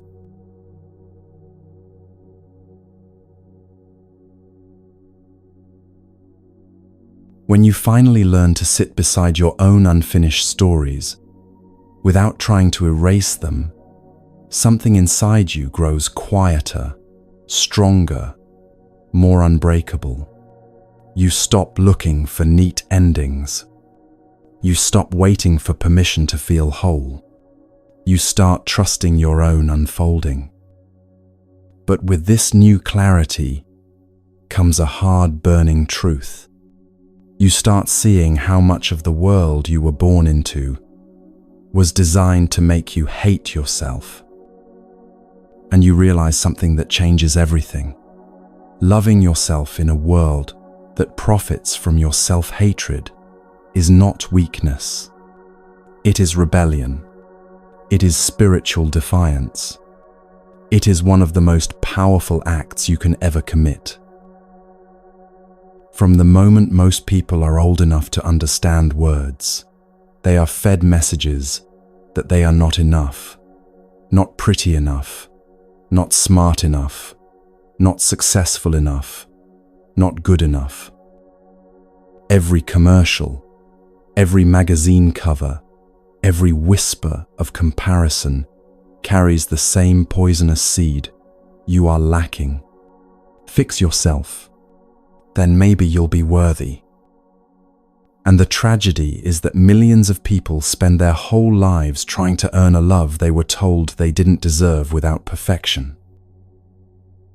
But Buddhism teaches a different way. It teaches that your original nature was never broken. It was only hidden, covered over by fear, shame, conditioning. Your task is not to become worthy. Your task is to remember that you always were. Self-compassion in a world built to keep you endlessly striving and ashamed is an act of silent rebellion. When you look at yourself, not your curated self, not your polished self, but your raw, messy, aching, real self, and say, I love you exactly as you are. You are defying every system that profits from your insecurity. You are stepping out of the endless hunger for validation. You are refusing to let the world's sickness take root in your heart. You are declaring, I am no longer for sale. And make no mistake, systems that thrive on comparison and inadequacy are not neutral. They are powerful. They are relentless. They will offer you 1,000 tiny bargains. Hate yourself just a little, and you'll fit in. Starve your spirit just a little, and you'll be accepted. Shrink yourself just a little, and you'll be loved. But self-compassion says no. Self-compassion says, I am no longer for sale. Choosing self-compassion is not choosing to be blind to your own flaws. It is choosing to see them through the eyes of love instead of judgment. It is choosing to believe that growth can come from kindness, not cruelty. That becoming whole is not about becoming flawless. It is about becoming deeply, fiercely loyal to your own sacred humanity. Every time you meet your own pain with gentleness instead of scorn, you are building a life that cannot be bought or broken by external forces. You are creating an inner ground that remains steady even when the world around you trembles. You are choosing to live rooted in truth rather than manipulated by fear.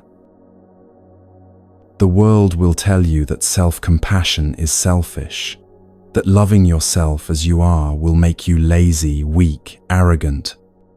But look closely. Who benefits from you believing that lie? Who profits when you hate yourself? Who wins when you live in constant shame? It is not you. It never was. Here's something few people realize. The more you love yourself, the harder it becomes for others to manipulate you. You stop chasing approval from people who don't have your best interests at heart. You stop molding yourself into shapes that make others comfortable. You start living from a deep, steady place inside that knows its own worth without needing to prove it. Self-compassion also makes you more compassionate toward others, not less. When you stop seeing yourself as a competition, you stop seeing other people that way too. You stop needing them to fail so you can feel superior. You start seeing their struggles with the same tenderness you have learned to offer yourself. And yet self-compassion remains radical because it threatens the old structures. It threatens every story that says you must suffer to be worthy. It threatens every system that profits from your wounds staying open. It threatens every relationship that depends on you staying small and silent. To love yourself in a world that demands you constantly apologize for existing is to pick up the torch of spiritual revolution. It is to say, I will not spend my one precious life despising the body that carries me. I will not spend my one precious life starving the spirit that is already enough. I will not spend my one precious life chasing a love I already carry inside me.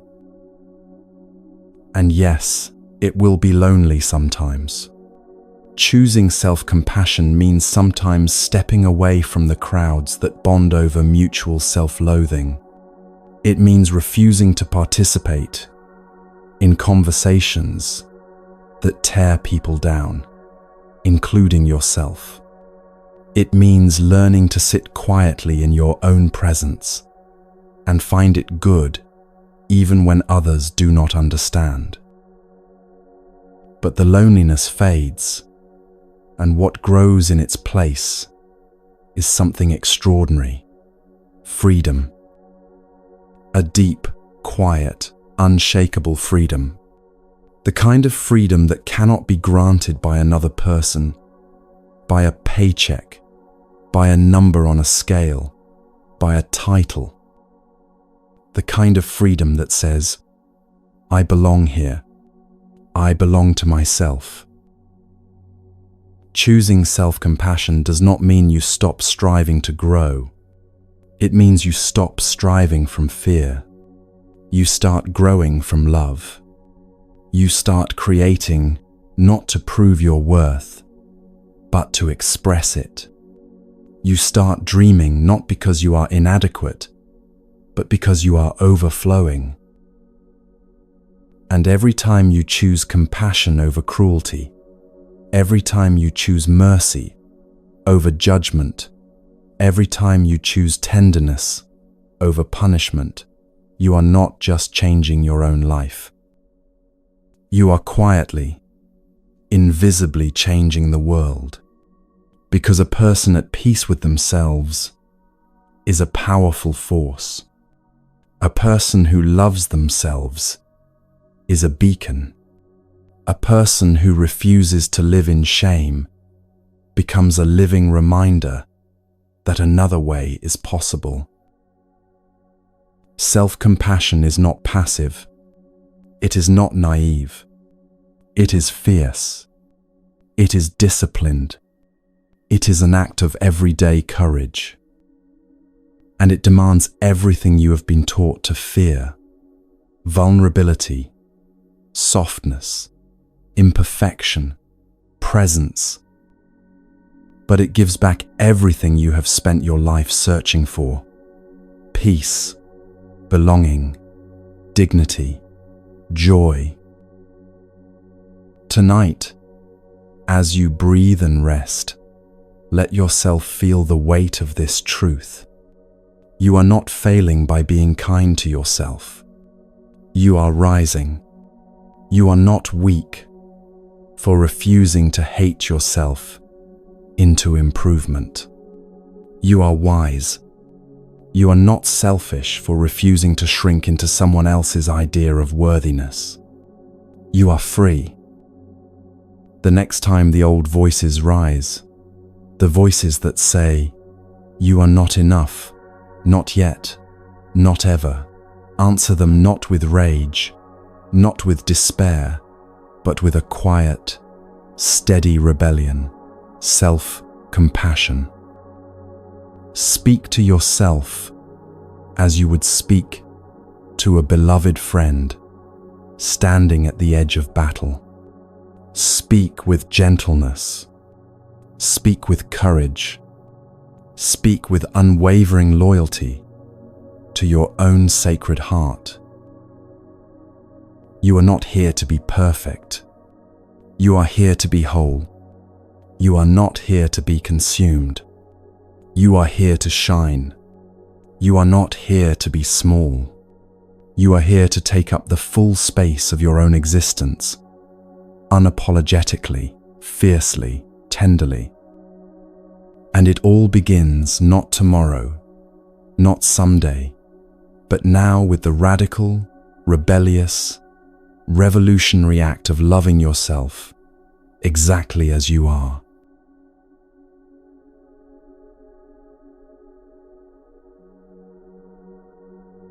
When you learn to stay with yourself through the emotional storms, when you stop running from your sadness, your anger, your fear, a new kind of tenderness slowly begins to grow inside you.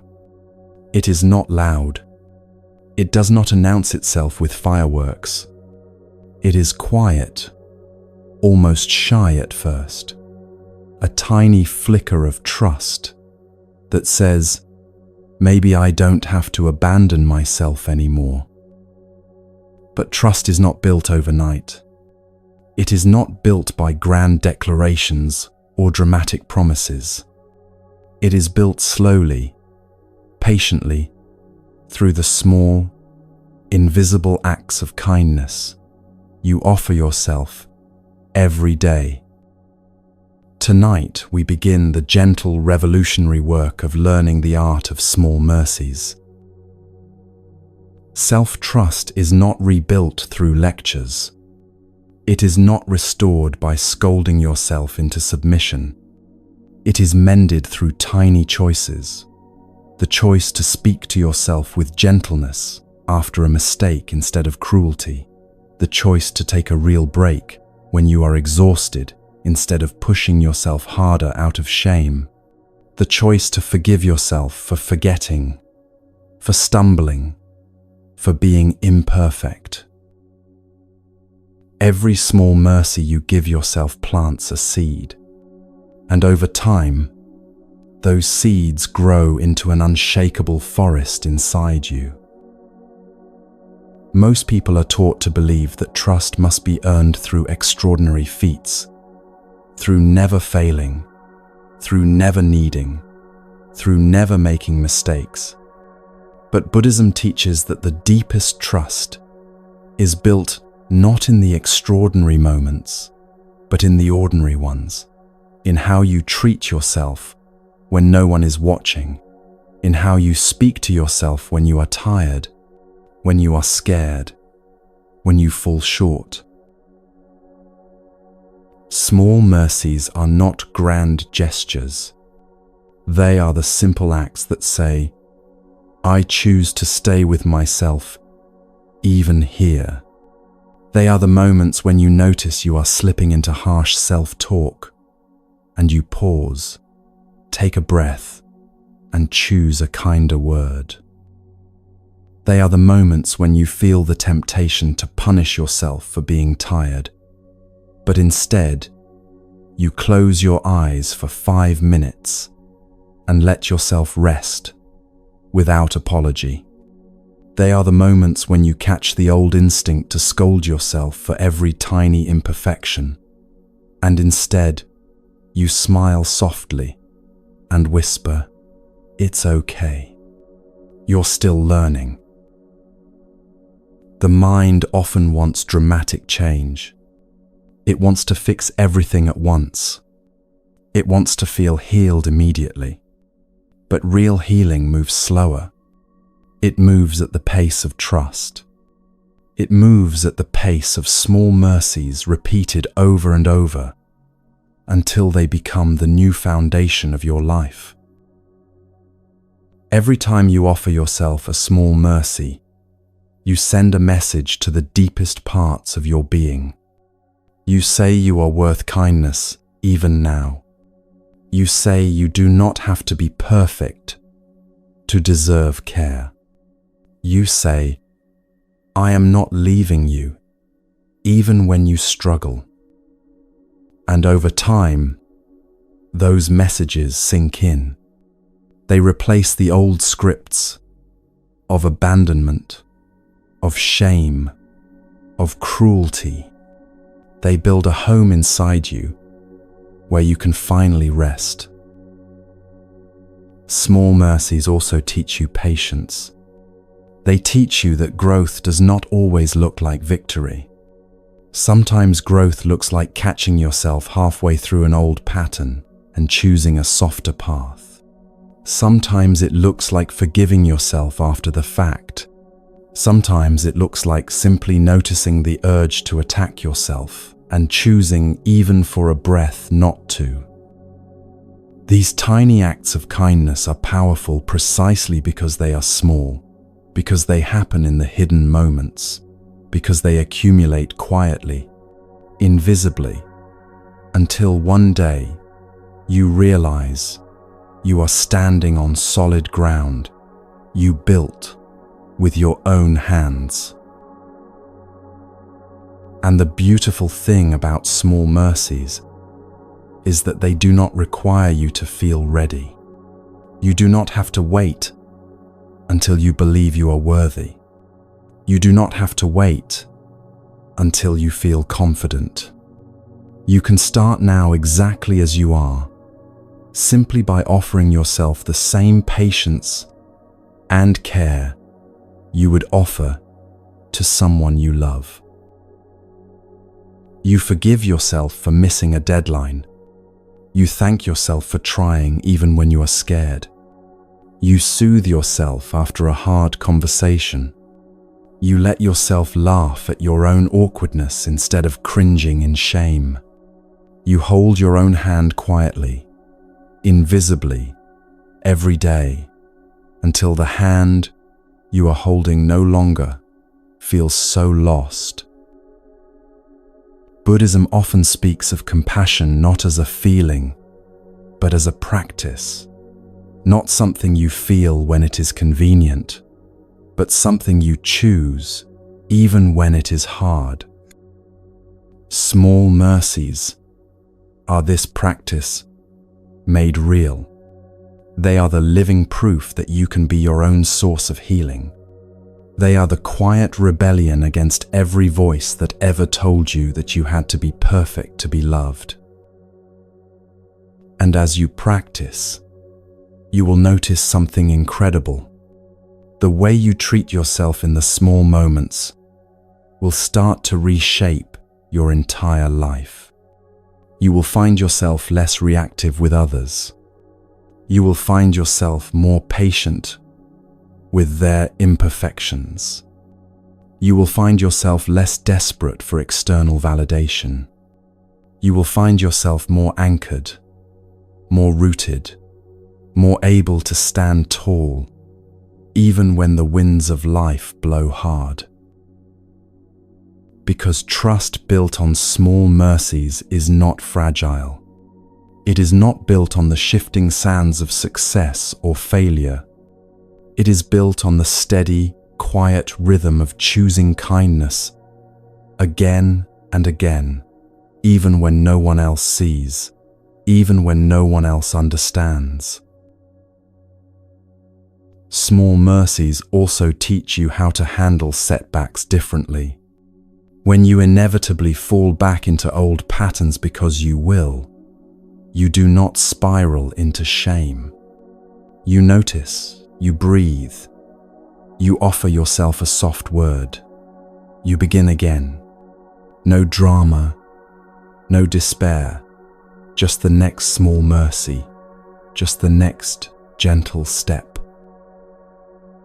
This way of living is not flashy. It will not always be celebrated by a world obsessed with big victories. But it will be real. It will be sustainable. It will be yours. Tonight, as you breathe and drift into rest, think of one small mercy you can offer yourself tomorrow.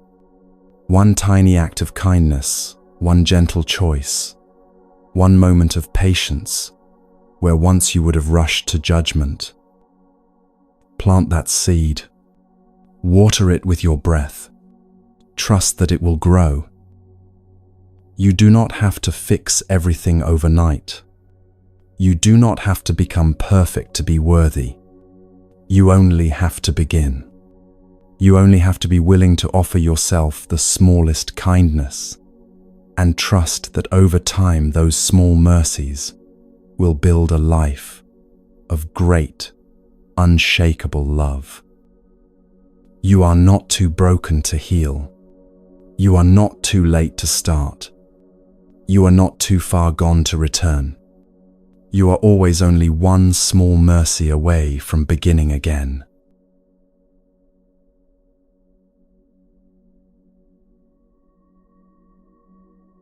As you begin to rebuild trust through small mercies, as you offer yourself steady kindness, even in the invisible corners of your days, you start to feel something new rising quietly inside you.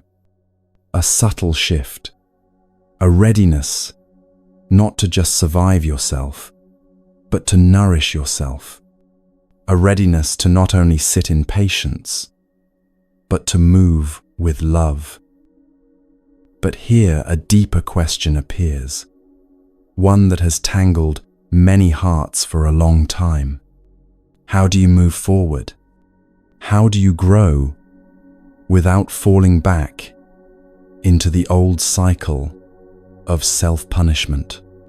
How do you choose effort without turning it into violence against your own spirit? Tonight, you will find the answer hidden where few people ever think to look. Effort as devotion, not as force. There is a way of moving through life that feels like dragging chains behind you. Every step is heavy. Every task feels like punishment. Every improvement feels like a desperate attempt to outrun your own unworthiness. This is the way most people are taught to live. Work harder, try harder, fix yourself harder, as if life itself were a courtroom and you are always on trial. But Buddhism teaches something different. It teaches the middle way, the path that avoids the extremes of laziness and self-cruelty. The path that honors effort not as a sentence handed down by some invisible judge, but as a sacred offering. Effort, when rooted in love, is not punishment. It is prayer. It is devotion. It is an act of tenderness toward your own spirit. When you brush your teeth with care, when you nourish your body with food that makes you feel alive, when you stretch your body, even when you are tired, when you step outside for fresh air, even when the bed is calling you back, these are not acts of self-control for the sake of control. They are small daily rituals of devotion. They say, I am worth the effort. My life is worth tending. Working for your own happiness without force means shifting the reason you act. You do not move because you hate yourself. You move because you love yourself enough to want better. You do not change because you are ashamed of who you are. You change because you are honoring the sacredness already inside you. And this shift changes everything. When effort is rooted in punishment, it burns you out. It drains your spirit. It turns every task into a battlefield. It turns every mistake into a reason to lash yourself. But when effort is rooted in love, it nourishes you. It fills your heart. It turns even the simplest acts into songs of care. You learn to ask a different question. Not how can I fix myself, but how can I care for myself more deeply? Not how can I force myself to be better, but how can I honor the life blooming inside me? Effort rooted in love is not frantic. It is steady. It is patient. It trusts that growth will come if you keep planting, watering, tending, not because you are chasing worthiness, but because you are tending a garden that was already precious the moment you were born.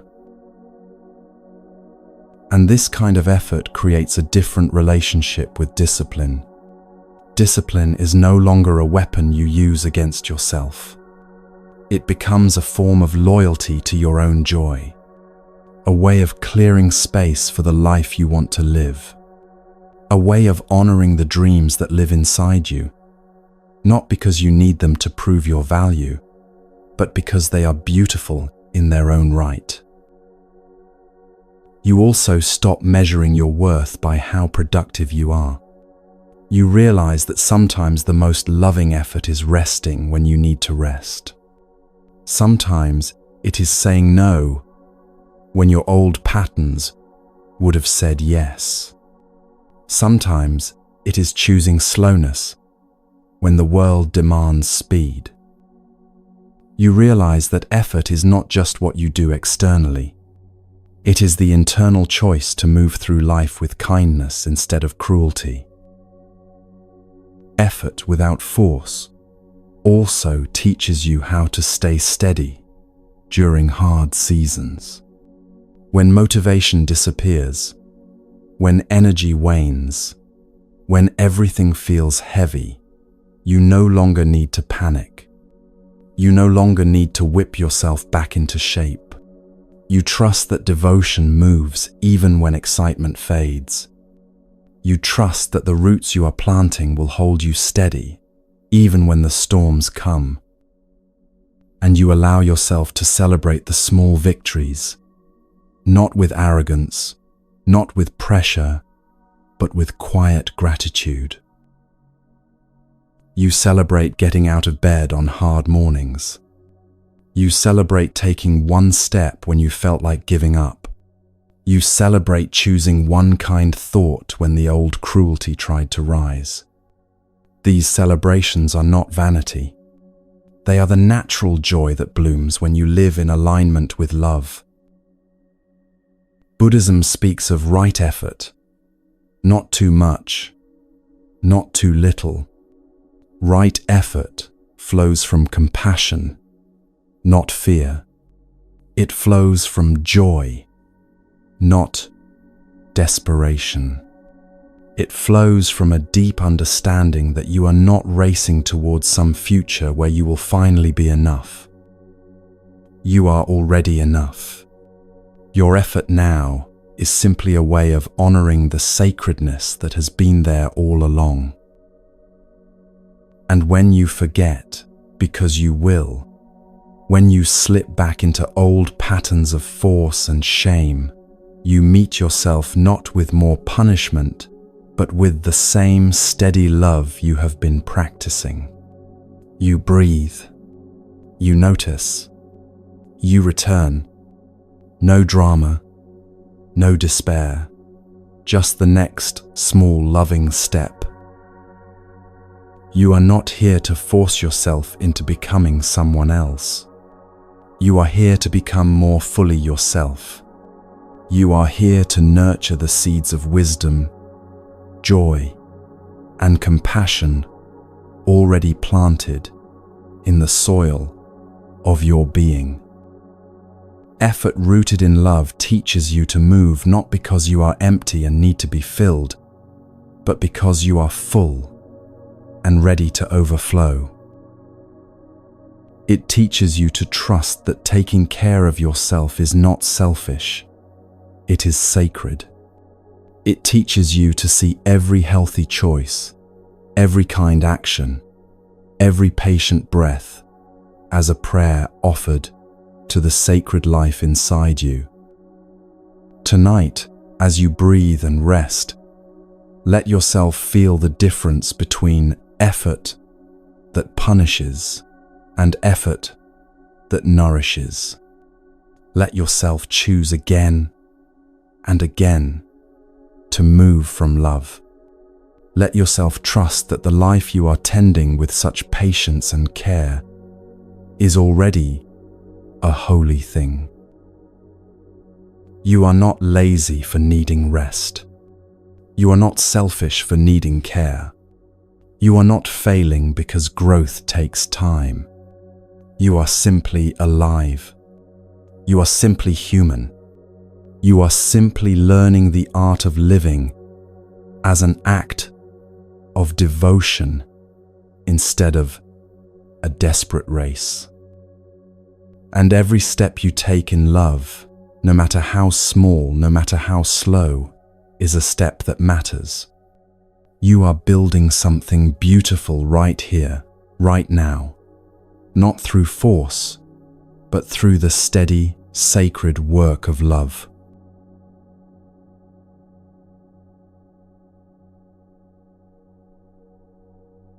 When you finally understand that effort can be an act of love instead of force, when you move through life with kindness rather than cruelty, another deeper truth slowly rises from the silence.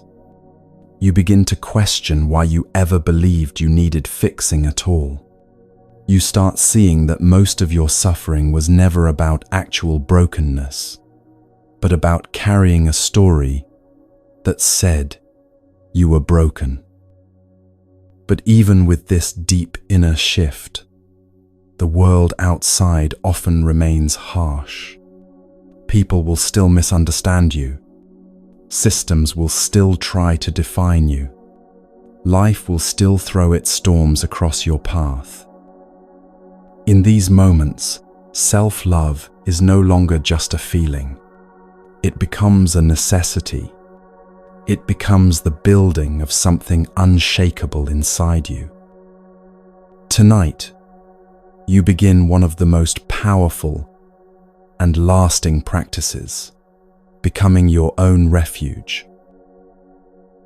There comes a time when waiting for the world to be safe is no longer an option.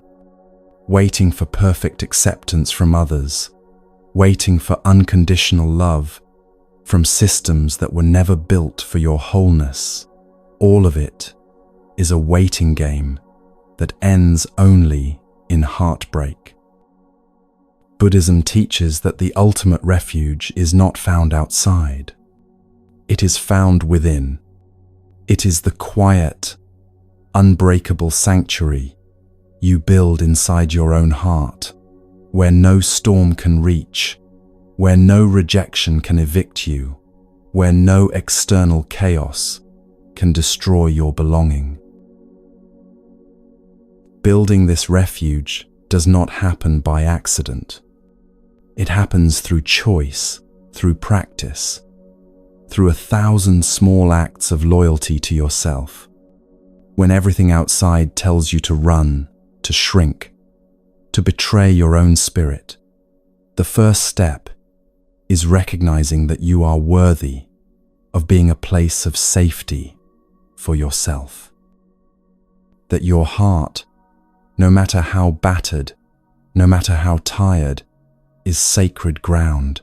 That you are allowed to build a home within yourself where you are always enough, always welcome, always seen. This home is not built through force. It is built through tenderness. It is built every time you meet your own fear with patience instead of judgment. Every time you soothe your own sadness without demanding it leave. Every time you hold space for your own anger without turning it into self-hatred. Every time you whisper to yourself, "I will not abandon you, no matter what." Becoming your own refuge means creating an inner environment that mirrors the love you always longed for. It means speaking to yourself with the kindness you once begged to hear. It means offering yourself the protection, the warmth, the unwavering loyalty that you used to search for in the faces of others. And it means making this refuge unconditional, not a prize you earn when you are behaving well, not a shelter you grant yourself only when you feel successful, kind, wise, but a home that welcomes you in your rage, in your grief, in your clumsiness, in your confusion. A home that never locks you out, no matter how dark the night inside you becomes. This inner sanctuary becomes your anchor.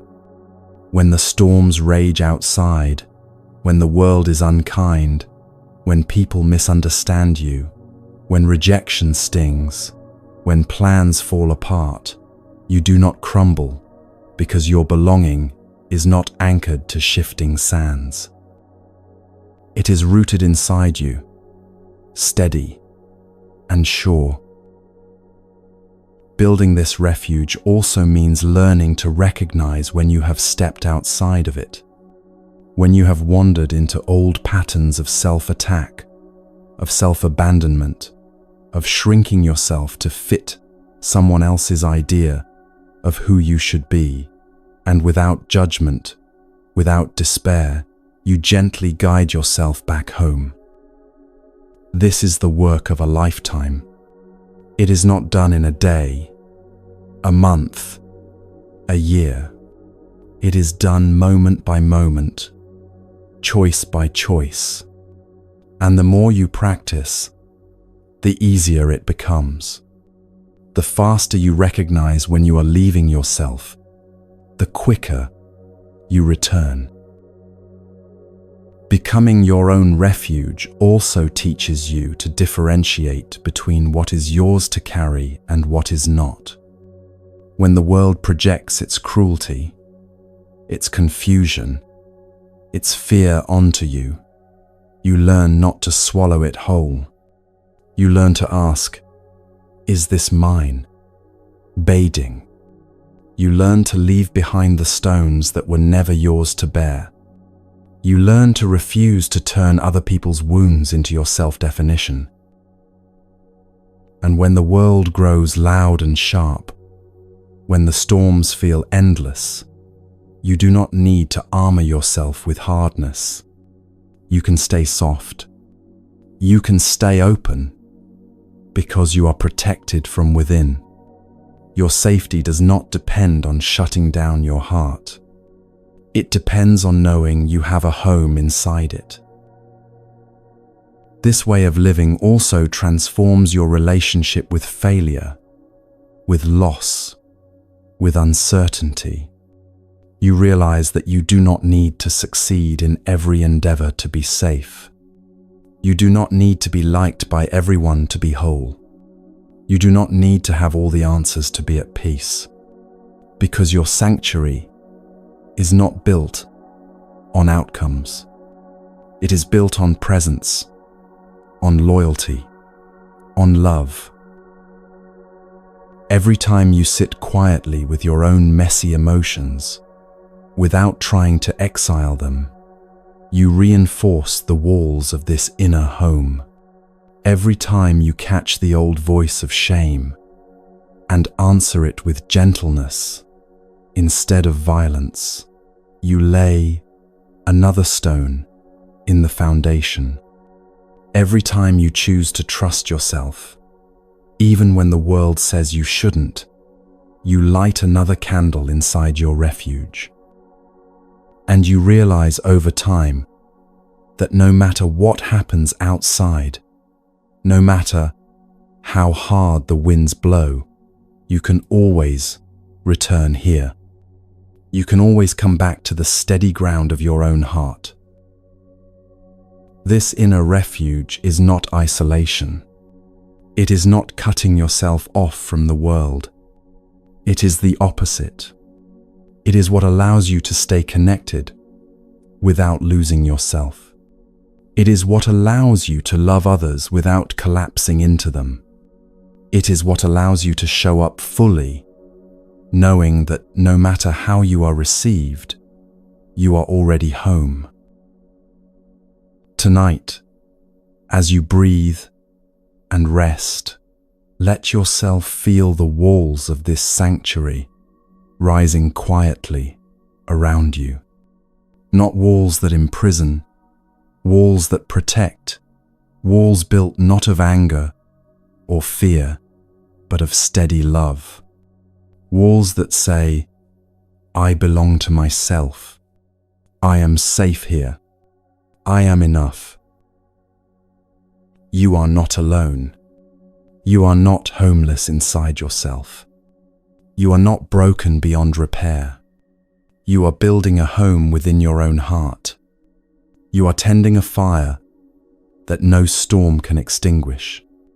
You are creating a place where your spirit can rest, grow, and shine. And every moment you choose to return to this refuge, no matter how many times you forget, you are strengthening it. You are weaving the unbreakable net of your own belonging.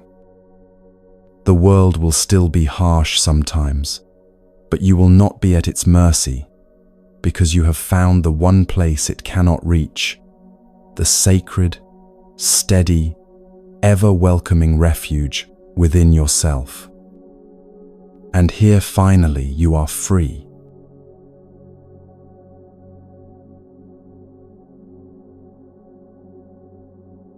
When you finally create an inner refuge that no storm can destroy, when you no longer depend on the outside world for your sense of safety, a deeper wisdom begins to stir within you. You realize that your choices, your words, your thoughts, even the way you treat yourself in private, are not isolated moments. They ripple outward. They build something much bigger than just this life, bigger than just this body. Tonight you open the door to a secret few truly understand. Every act of gentleness toward yourself is not just healing you now, it is shaping your future in ways too vast to see. Buddhism teaches that karma is not punishment. It is momentum. It is the invisible current created by every thought, every word, every action. It is not some outside force deciding your fate. It is the natural unfolding of the seeds you plant every day. And when you choose softness instead of harshness toward yourself, when you choose patience instead of shame, when you choose mercy instead of cruelty, you are planting seeds that will blossom, not just in this lifetime, but beyond it. Every moment of gentleness you offer yourself now is a gift to the being you will become. Every kind word whispered into your own heart becomes a wind at your back in lives you cannot yet imagine. Every time you forgive yourself instead of attacking yourself, you lighten the load for all the future versions of you still to come. This is not just poetry. It is the living law of compassion in motion. When you soften toward yourself, you interrupt cycles of violence that have been passed down through generations. You break chains you may never have seen, but have always felt. You create a new path where cruelty is not the default, where tenderness is the air you breathe. And the most powerful thing is, this transformation does not depend on perfection. It does not require you to never feel anger, never make mistakes, never stumble. It asks only this, that when you stumble, you choose to reach for gentleness, that when you fall, you choose to meet yourself with a hand extended in kindness, not a fist of judgment. Every time you make that choice, even if your voice is shaking, even if your hands are trembling, you are building something sacred. You are teaching your own being a different way to exist. A way where fear is not the master. A way where shame is not the currency. A way where love, steady and quiet, carries you forward. And this choice, repeated over and over, begins to carve new grooves in your heart, new pathways in your mind, new patterns in your being, pathways that make it easier in the future to choose love again, to choose patience again, to choose compassion again. Softness is not weakness. Softness is strength that does not need to scream to be real. Softness is the power to stay open in a world that begs you to harden. Softness is the courage to believe that kindness can outlast cruelty, that love can survive even the fiercest winters. When you practice gentleness with yourself, you are not just surviving your pain, you are transforming it. You are taking the raw material of your suffering and turning it into wisdom, into tenderness, into a living bridge for all those who come after you. And yes, even on the days when you forget, when you fall back into old harshness, when you speak sharply to yourself, when you close the door of your heart in fear, even then the choice to notice, to breathe, to soften again, continues the work. There is no failure that can undo the seeds you are planting. There is only the next breath, the next small mercy, the next return to love. Buddhism teaches that future lives are shaped not by some distant judge tallying your deeds, but by the habits of heart and mind you nurture now. The being you will become will inherit the fields you are planting today. And when you plant fields of gentleness, you are sending a blessing into the future, a blessing so wide it touches lives you will never see, hearts you will never know. The karma of gentleness also shapes the present in ways too subtle for the eyes, but too powerful for the heart to miss. You begin to walk differently. You begin to speak differently. You begin to listen differently. The people around you feel it, even if they cannot name it. They feel the softness in your presence. They feel the safety in your gaze. They feel the quiet invitation to put down their own armor, to breathe deeper, to trust a little more. And slowly, the world around you begins to change, not because you forced it, not because you shouted it into submission, but because you became a living example of a different way, a way of being where compassion is stronger than fear, a way of moving through life that heals rather than harms. Gentleness also ripples inward, softening the rigid places inside you that once felt unchangeable. Old wounds begin to breathe. Old defenses begin to crumble. Old stories begin to loosen their grip. You find yourself able to stay with pain longer without shutting down. You find yourself able to sit with joy longer without feeling guilty. You find yourself able to be with yourself exactly as you are, without needing to escape. And this is how lifetimes change. Not through grand declarations, not through desperate striving, but through the quiet, steady rhythm of meeting yourself again and again with open hands, open arms, open heart. Tonight, as you breathe and drift into rest, let yourself feel the weight and the wonder of what you are doing. You are not just healing your own life. You are healing generations. You are healing futures. You are weaving a fabric of compassion that will outlast every storm, every sorrow, every ending. You are planting forests of kindness that will shelter beings you have never met. You are lighting lanterns of mercy that will guide hearts you will never know. You are building bridges of love that will carry beings across oceans of fear and loneliness. And you are doing it not by being perfect, but by being willing, by being present, by being tender in moments when harshness would be easier. This is the karma of gentleness. This is the legacy you are creating. Breath by breath, choice by choice, mercy by mercy. You are stronger than you know. You are softer than you fear. You are shaping futures with every quiet act of love you offer yourself.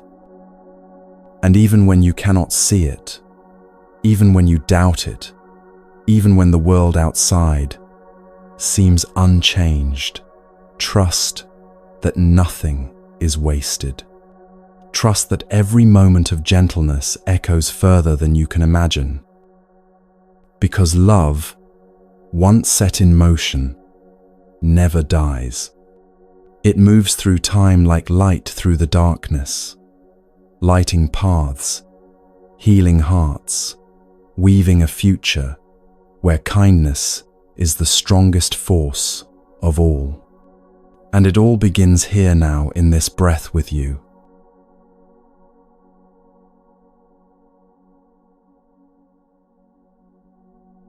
As you begin to plant gentleness into the soil of your life, as you water the future with patience and kindness, something even deeper starts to rise within you. A quiet knowing too strong to ignore starts to whisper beneath all the noise of fear and shame and doubt. A remembering, a return, a recognition that underneath every storm you have ever weathered, underneath every mistake, every heartbreak, every scar, there has always been something unbroken, something luminous, something holy, waiting to be seen. Tonight you begin the journey of trusting the inner bodhisattva already living inside you. The bodhisattva is not some distant saint or unreachable ideal. In Buddhist teachings, the bodhisattva is the part of every being that longs to awaken, not just for itself, but for the sake of all life. It is the hidden goodness inside you that never dies no matter how much pain you carry. It is the sacred fire that stays lit, even when the winds of despair blow hard. It is the indestructible seed of compassion, wisdom, and courage that has been with you since the beginning, waiting patiently for you to remember it. Most people never learn to trust this part of themselves. They are taught to trust their fear, their shame, their doubt. They are taught to believe that their worth is fragile, that their goodness must be proven, that their value depends on constant achievement. But the bodhisattva within you has never played by those rules. It does not shrink when you fail. It does not wither when you are afraid. It does not disappear when you feel lost. It remains steady, quiet, unshakable, waiting for you to turn inward and find it. Learning to trust this inner bodhisattva means daring to believe in your own hidden strength, even when you cannot yet feel it. It means refusing to define yourself by your wounds, your regrets, your confusion. It means learning to look deeper than the surface storms and to see the ocean of goodness that was always underneath. And it is not prideful to trust this goodness. It is not arrogance. It is humility of the highest kind. It is admitting that the light inside you was not created by your successes and cannot be destroyed by your failures. It was given. It was planted. It is part of the fabric of your existence, whether you recognize it or not. When you trust the inner bodhisattva, you stop treating yourself as a project to be perfected. You start treating yourself as a sacred being in the middle of an ancient and beautiful unfolding. You recognize that your anger, your fear, your jealousy, they are not proofs that you are bad. They are the rough weather that life brings, the storms that pass over the mountain but do not move the mountain itself. And this changes the way you move through the hardest moments. Instead of collapsing into despair when you fall short, you remember that your deepest self is not damaged by mistakes. Instead of drowning in shame when old patterns resurface, you remember that the bodhisattva within you is patient beyond measure. It is not here to scold you. It is here to walk with you, to rise with you, to shine through you. Trusting the inner bodhisattva also teaches you a new kind of resilience. A resilience not built on gritted teeth and iron will, but on knowing that your spirit cannot be broken, only hidden. It teaches you to meet hardship with the fierce tenderness of one who knows that their essence is untouched. It teaches you to keep opening your heart, even when life tempts you to close it. And the more you trust this hidden goodness, the more it reveals itself. Not in grand gestures, not always in dazzling moments, but in quiet shifts, in the patience you offer a stranger, in the kindness you extend to yourself after a hard day, in the courage you show when you tell the truth even though it shakes your voice. These moments matter more than you know.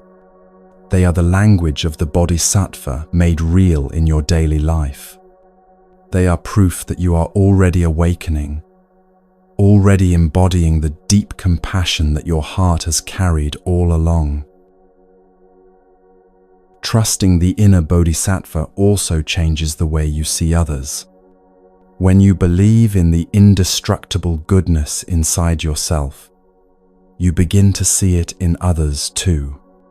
Even when it is buried under pain, even when it is hidden by fear, even when it is masked by cruelty, you begin to recognize that everyone you meet is carrying the same sacred fire, the same longing to awaken, the same hidden radiance waiting to be seen. This does not mean you excuse harm. It does not mean you allow yourself to be hurt. It means you stop confusing someone's behavior with their deepest nature. It means you understand that healing, awakening, growing, these are messy, non-linear, often painful processes. It means you hold yourself and others with the same patience that the Bodhisattva inside you has always offered. And perhaps most importantly, trusting your inner Bodhisattva means you finally stop living in fear of your own humanity. You stop punishing yourself for feeling deeply. You stop judging yourself for having moments of weakness. You stop abandoning yourself when you stumble. Instead, you meet yourself with a fierce compassion that says, you are allowed to be in process. You are allowed to be unfinished. You are allowed to be human. And still, always, you are sacred. Tonight, as you breathe and let your body rest, place your hands over your heart and know this.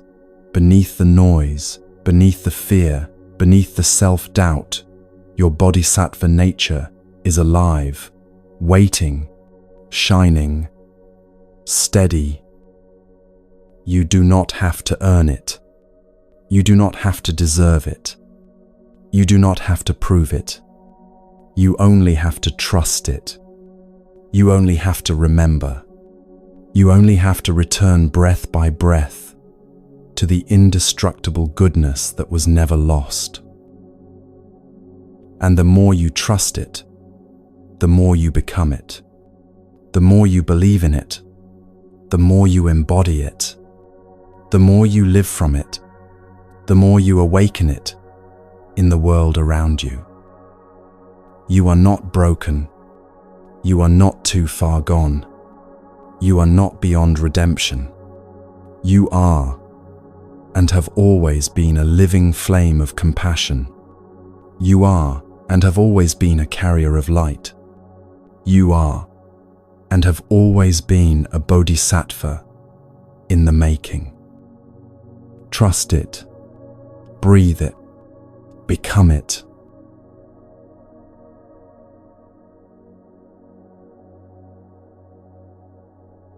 When you finally begin trusting the hidden goodness inside you, when you start recognizing the unbreakable bodhisattva light beneath all your fear and pain, something extraordinary shifts. You stop trying so hard to become someone else. You stop confusing your wounds with your worth. But there is still one deeper freedom waiting.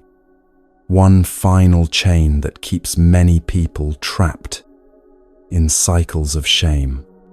Tonight, you step into one of the most liberating truths Buddhism offers. You are not your flaws, because in the deepest view, there is no fixed you at all. Tonight, you learn how to love yourself through the eyes of emptiness. In Buddhist teaching, emptiness does not mean nothingness. It means freedom from rigid identity. It means recognizing that everything you think of as self, every story, every label, every flaw, every success, is not a solid thing. It is a flowing, changing, interdependent process. You are not trapped inside a broken statue. You are a river. You are a song in motion. You are not frozen inside your mistakes. You are something far wider than any single moment. When you see yourself through the eyes of emptiness, you stop identifying so tightly with your flaws. You stop saying, "I am a failure. I am broken. I am unworthy." You begin to see that mistakes, struggles, fears, they arise and pass through you like weather. But they are not who you are. They are visitors. They are temporary conditions, not permanent verdicts. And this realization is not cold or distant. It is one of the most compassionate gifts you can offer yourself. Because when you realize you are not your fear, you can hold your fear with tenderness instead of shame. When you realize you are not your anger, you can meet your anger with curiosity instead of self-hatred. When you realize you are not your sadness, you can sit beside your sadness like a friend without drowning in it. Seeing yourself through the eyes of emptiness means letting go of the desperate need to fix, to polish, to prove. It means resting in the vastness of your own being, knowing that no single emotion, no single thought, no single mistake can define the whole of you. And it changes how you move through life. When you no longer see yourself as a fixed thing, you allow yourself to evolve. You allow yourself to forgive. You allow yourself to begin again, not just once, but endlessly, as many times as needed. You realize that you are not stuck in any moment forever. You are flowing forward breath by breath into new possibilities. This understanding also teaches you a gentler relationship with the past. You no longer need to carry your old failures like stones strapped to your back. You no longer need to define yourself by the worst things you have ever done or the worst things that were ever done to you. You see that those moments were real. They mattered. They shaped you, but they do not imprison you. You are not frozen in them. You are more spacious than any story about you. Loving through the eyes of emptiness also means seeing that your worth does not come from being flawless. It comes from being alive, from being part of the great mysterious dance of existence, from being a unique expression of life itself, unfolding moment by moment in ways that can never be fully captured by any label, any judgment, any fear. And it is not just your flaws that loosen their grip when you see through emptiness. Your successes, your strengths, your pride, all of it is seen with softer eyes. You do not cling to them as proof that you are good enough. You simply bow to them as passing expressions of life moving through you. Beautiful. Yes. Worth celebrating. Yes.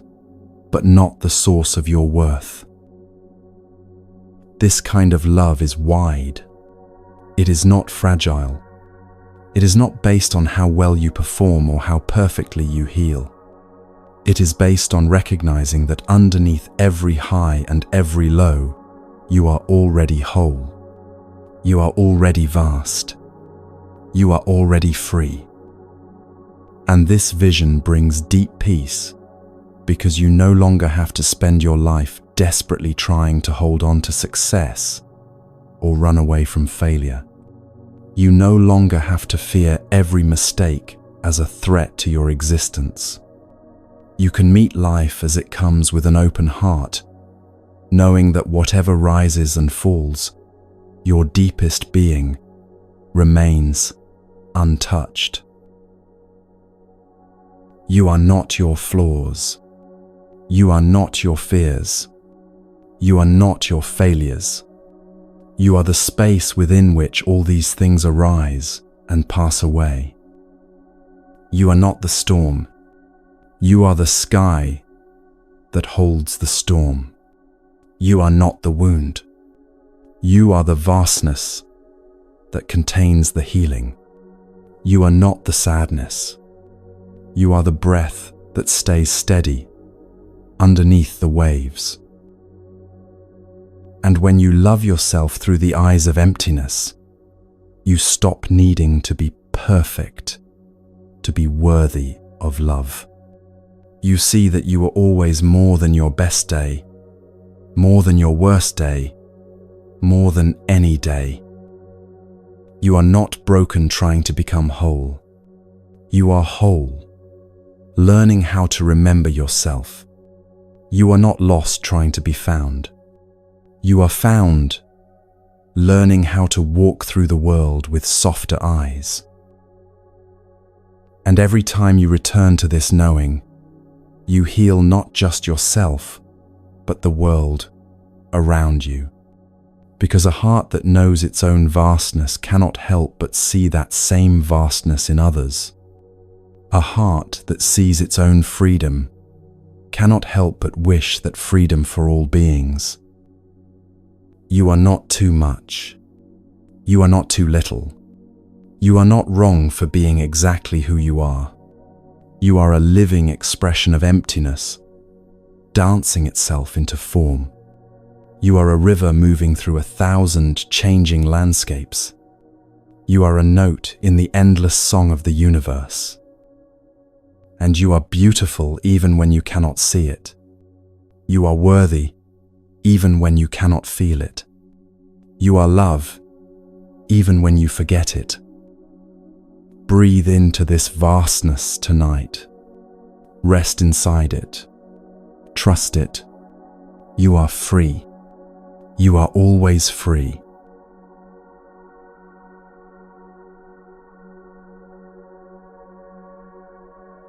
When you begin to love yourself through the eyes of emptiness, when you stop believing that any flaw or failure can define you, a vast freedom opens before you.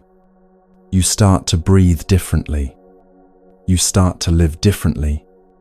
But even then, there is often one lingering voice that tries to pull you back into old prisons, the inner critic, the voice that tries to shrink you, scold you, shame you into smallness. Tonight, you are going to meet that voice in a way few ever think to try, not with war, not with endless arguments, but with something far more powerful, laughter. The inner critic survives by being taken seriously. It feeds on your fear, your guilt, your belief that its harsh words are the truth. It stands tall because you shrink before it. But laughter cuts its power at the root. Laughter deflates it. Laughter shows that you see the game and you are no longer playing. You have been taught to fear the voice that says, "You're not enough, you'll never change, you're too broken," as if it was some wise authority. But what if it's more like a grumpy old clown who forgot it's wearing face paint? What if instead of bowing to it, you chuckled gently and said, "Thanks for your opinion, but I'm busy living my life"? Introducing humor and light-heartedness is not about mocking yourself cruelly. It is about seeing the ridiculousness of expecting yourself to be perfect. It is about recognizing the absurdity of believing that one bad day erases your worth. It is about stepping back far enough to realize that the inner critic is often just an outdated recording playing fears that don't even fit who you are anymore. When you meet the inner critic with humor, you stop arguing with it. You stop trying to convince it. You simply smile at its worn-out script and move on. You stop giving it the stage. You stop handing it the microphone. For example, when the critic whispers, "You're a disaster," instead of sinking into shame, you could laugh and say, "Yep, a beautiful, glorious disaster who still gets back up." When it says, "You'll never get it right," you could wink and say, "Good thing perfection isn't the goal." This kind of playful resistance disarms the critic because it refuses to take the attack seriously. It refuses to treat the voice as an authority. It treats it as background noise, as static, as the desperate clinging of old fears that have lost their hold.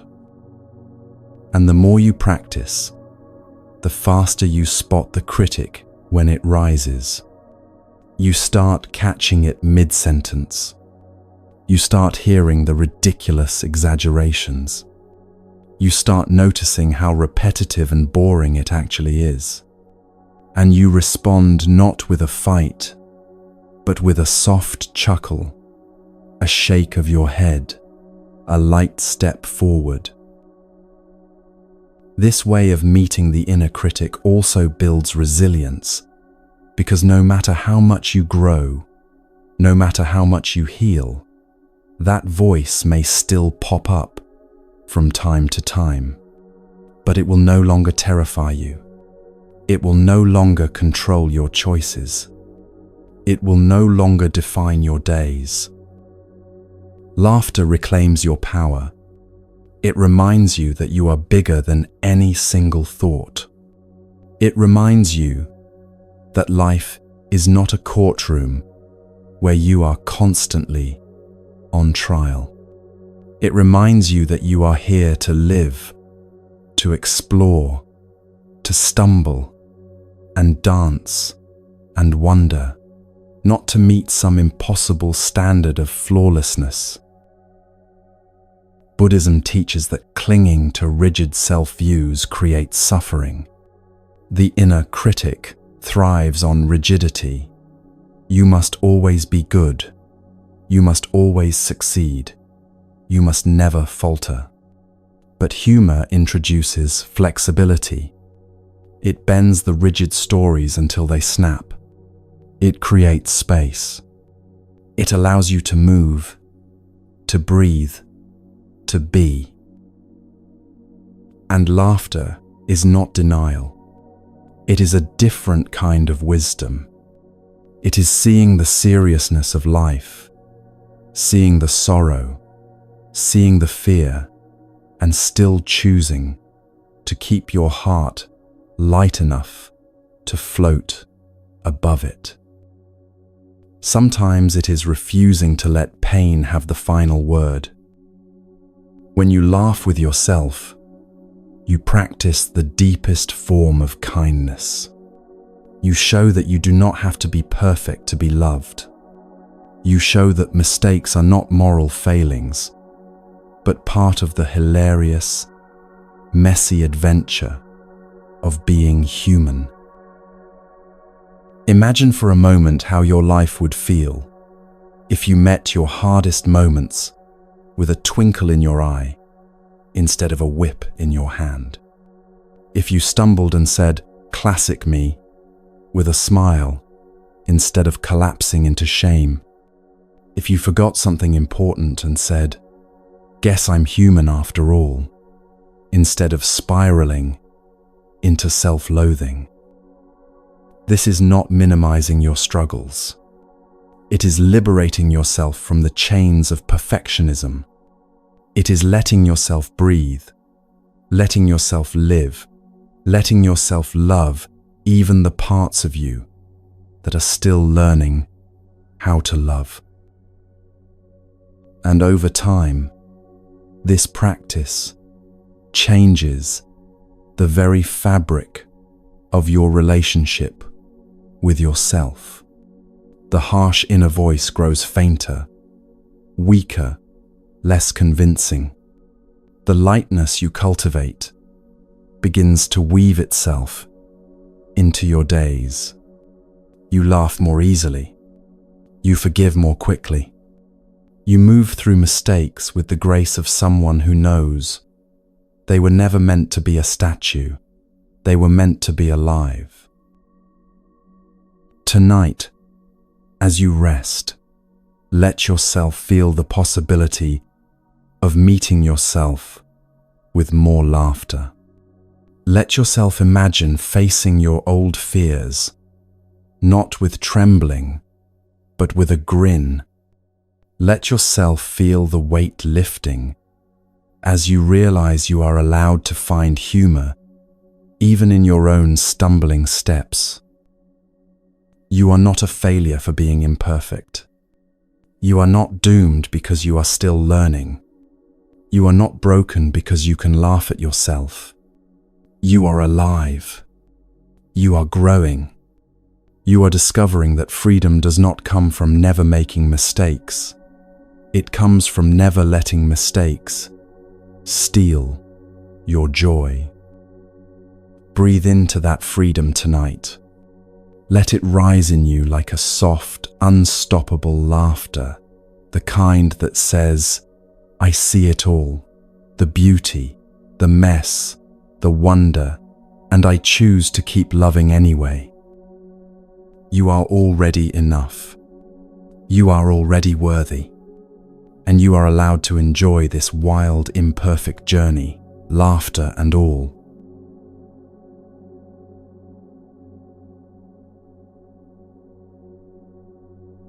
When you learn to laugh at the voice that once ruled you, when you meet your own stumbles with a smile instead of a sword, a deep and lasting softness begins to settle into your heart.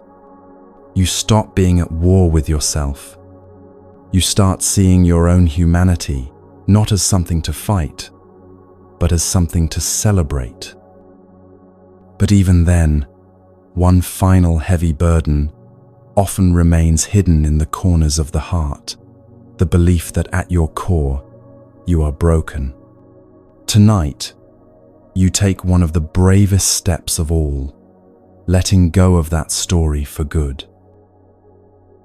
The idea that you are fundamentally broken did not begin with you. It was whispered by wounded voices. It was carved by painful experiences. It was reinforced by a world that profits from your doubt. But it was never true. It was never your real reflection. It was only a story, one that grew heavy because it was repeated so many times you forgot it was optional. Self-love deepens when you see that being human does not mean being broken. It means being alive in a world full of impermanence, loss, change, confusion, and wonder. It means carrying both beauty and pain in the same heart. It means stumbling and rising, losing and finding, hurting and healing. Not as a mistake, but as the very rhythm of living. You are not broken because you have wounds. You are not broken because you have doubts. You are not broken because you have scars that still ache in the quiet hours of the night. You are a living being walking through a world that was never designed to be easy. You are a heart learning how to stay open, even after it has been bruised. And the story of being fundamentally broken was never your burden to carry. Letting go of that story is not about denying your pain. It is not about pretending everything is fine. It is about recognizing that your pain is part of your story, but it is not the end of your story. It is about refusing to make your suffering into your identity. When you grip the idea that you are broken, you limit your life before it even begins. You sit in cages that do not exist. You apologize for breathing. You shrink from your own dreams. You withhold your own love. But when you let that story fall away, even for a moment, you feel the truth rising like dawn through your chest. You were never meant to be a prisoner. You were always meant to be a living mystery, too vast to be summed up by any wound. Releasing the story of being broken also frees you to stop measuring your healing like a contest. You no longer have to keep checking if you are fixed yet. You no longer have to hide your messy days out of shame. You realize that healing is not a destination you must reach before you deserve peace. Healing is the way you keep loving yourself through every season, even the ones where everything hurts. True self-love is not about declaring yourself healed once and for all. It is about dropping the question altogether. It is about knowing you are worthy of tenderness right now, whether you feel radiant or shattered. Letting go of the story of being broken also softens the way you see your past. Instead of seeing your younger self as a series of mistakes, you start seeing someone who did the best they could with what they knew. Someone who survived. Someone who kept reaching for light even when everything around them was dark. And you stop punishing yourself for still having struggles. Struggles are not proof of failure. They are proof of life. They are proof that your heart is still beating, still trying, still daring to care. When you drop the story of brokenness, you also stop demanding that life be pain-free before you allow yourself to feel joy. You stop postponing your happiness until you are perfect. You start tasting the sweetness available even in the midst of uncertainty, even in the middle of unfinished healing. And you realize that real strength is not pretending you have no wounds. Real strength is carrying your wounds with grace, with humor, with love. Real strength is looking at your scars and saying, I am still here. I am still becoming. And that is enough. Tonight, as you breathe and let yourself settle into rest, feel the old story loosening its grip. Feel it slipping away like a heavy coat you no longer need to wear. Feel the lightness of your real being rising underneath. You are not broken trying to be whole. You are whole, learning how to live with tenderness. You are not ruined, trying to be repaired. You are sacred, learning how to unfold. You are not the mistakes you made when you didn't know better. You are not the pain you carried when you were too young to understand it. You are not the shame that was planted in your heart by those who forgot their own light. You are something older, deeper, more resilient than any wound. You are something softer, wider, more mysterious than any mistake.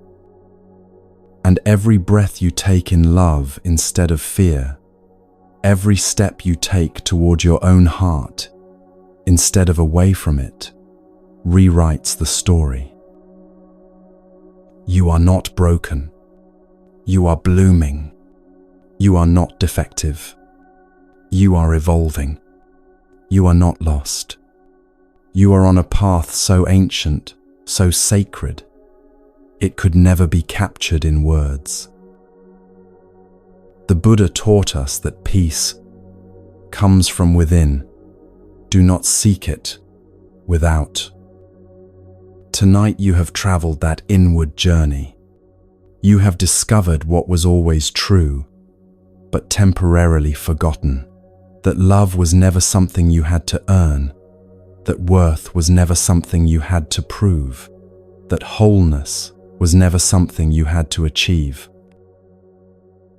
It was always already here, waiting to be remembered. As you carry this truth with you, know that you are not alone in this journey. Wherever you are listening, whether you're at home, on a walk, or finding a quiet moment in your day, you are part of a community of beings learning to love themselves back to wholeness. If this has served you, if you found even a moment of peace in these words, consider sharing it with someone who might need to hear it too. Sometimes the greatest gift we can offer is the reminder that healing is possible, that gentleness works, that love wins. And remember, you can return to this truth whenever you need it.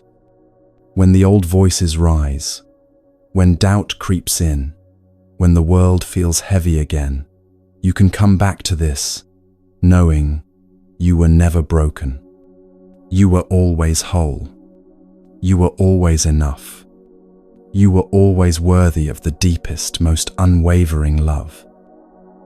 Not because you earned it, not because you proved it, but because you exist, because you are here, because you are alive, because you are part of this beautiful, messy, sacred experiment of being human. Let the old story fall away now. Step into the vastness waiting underneath. Meet yourself, not as a broken thing to be fixed, but as a living being, sacred and whole, exactly as you are. The war is over. The love has won. Welcome home.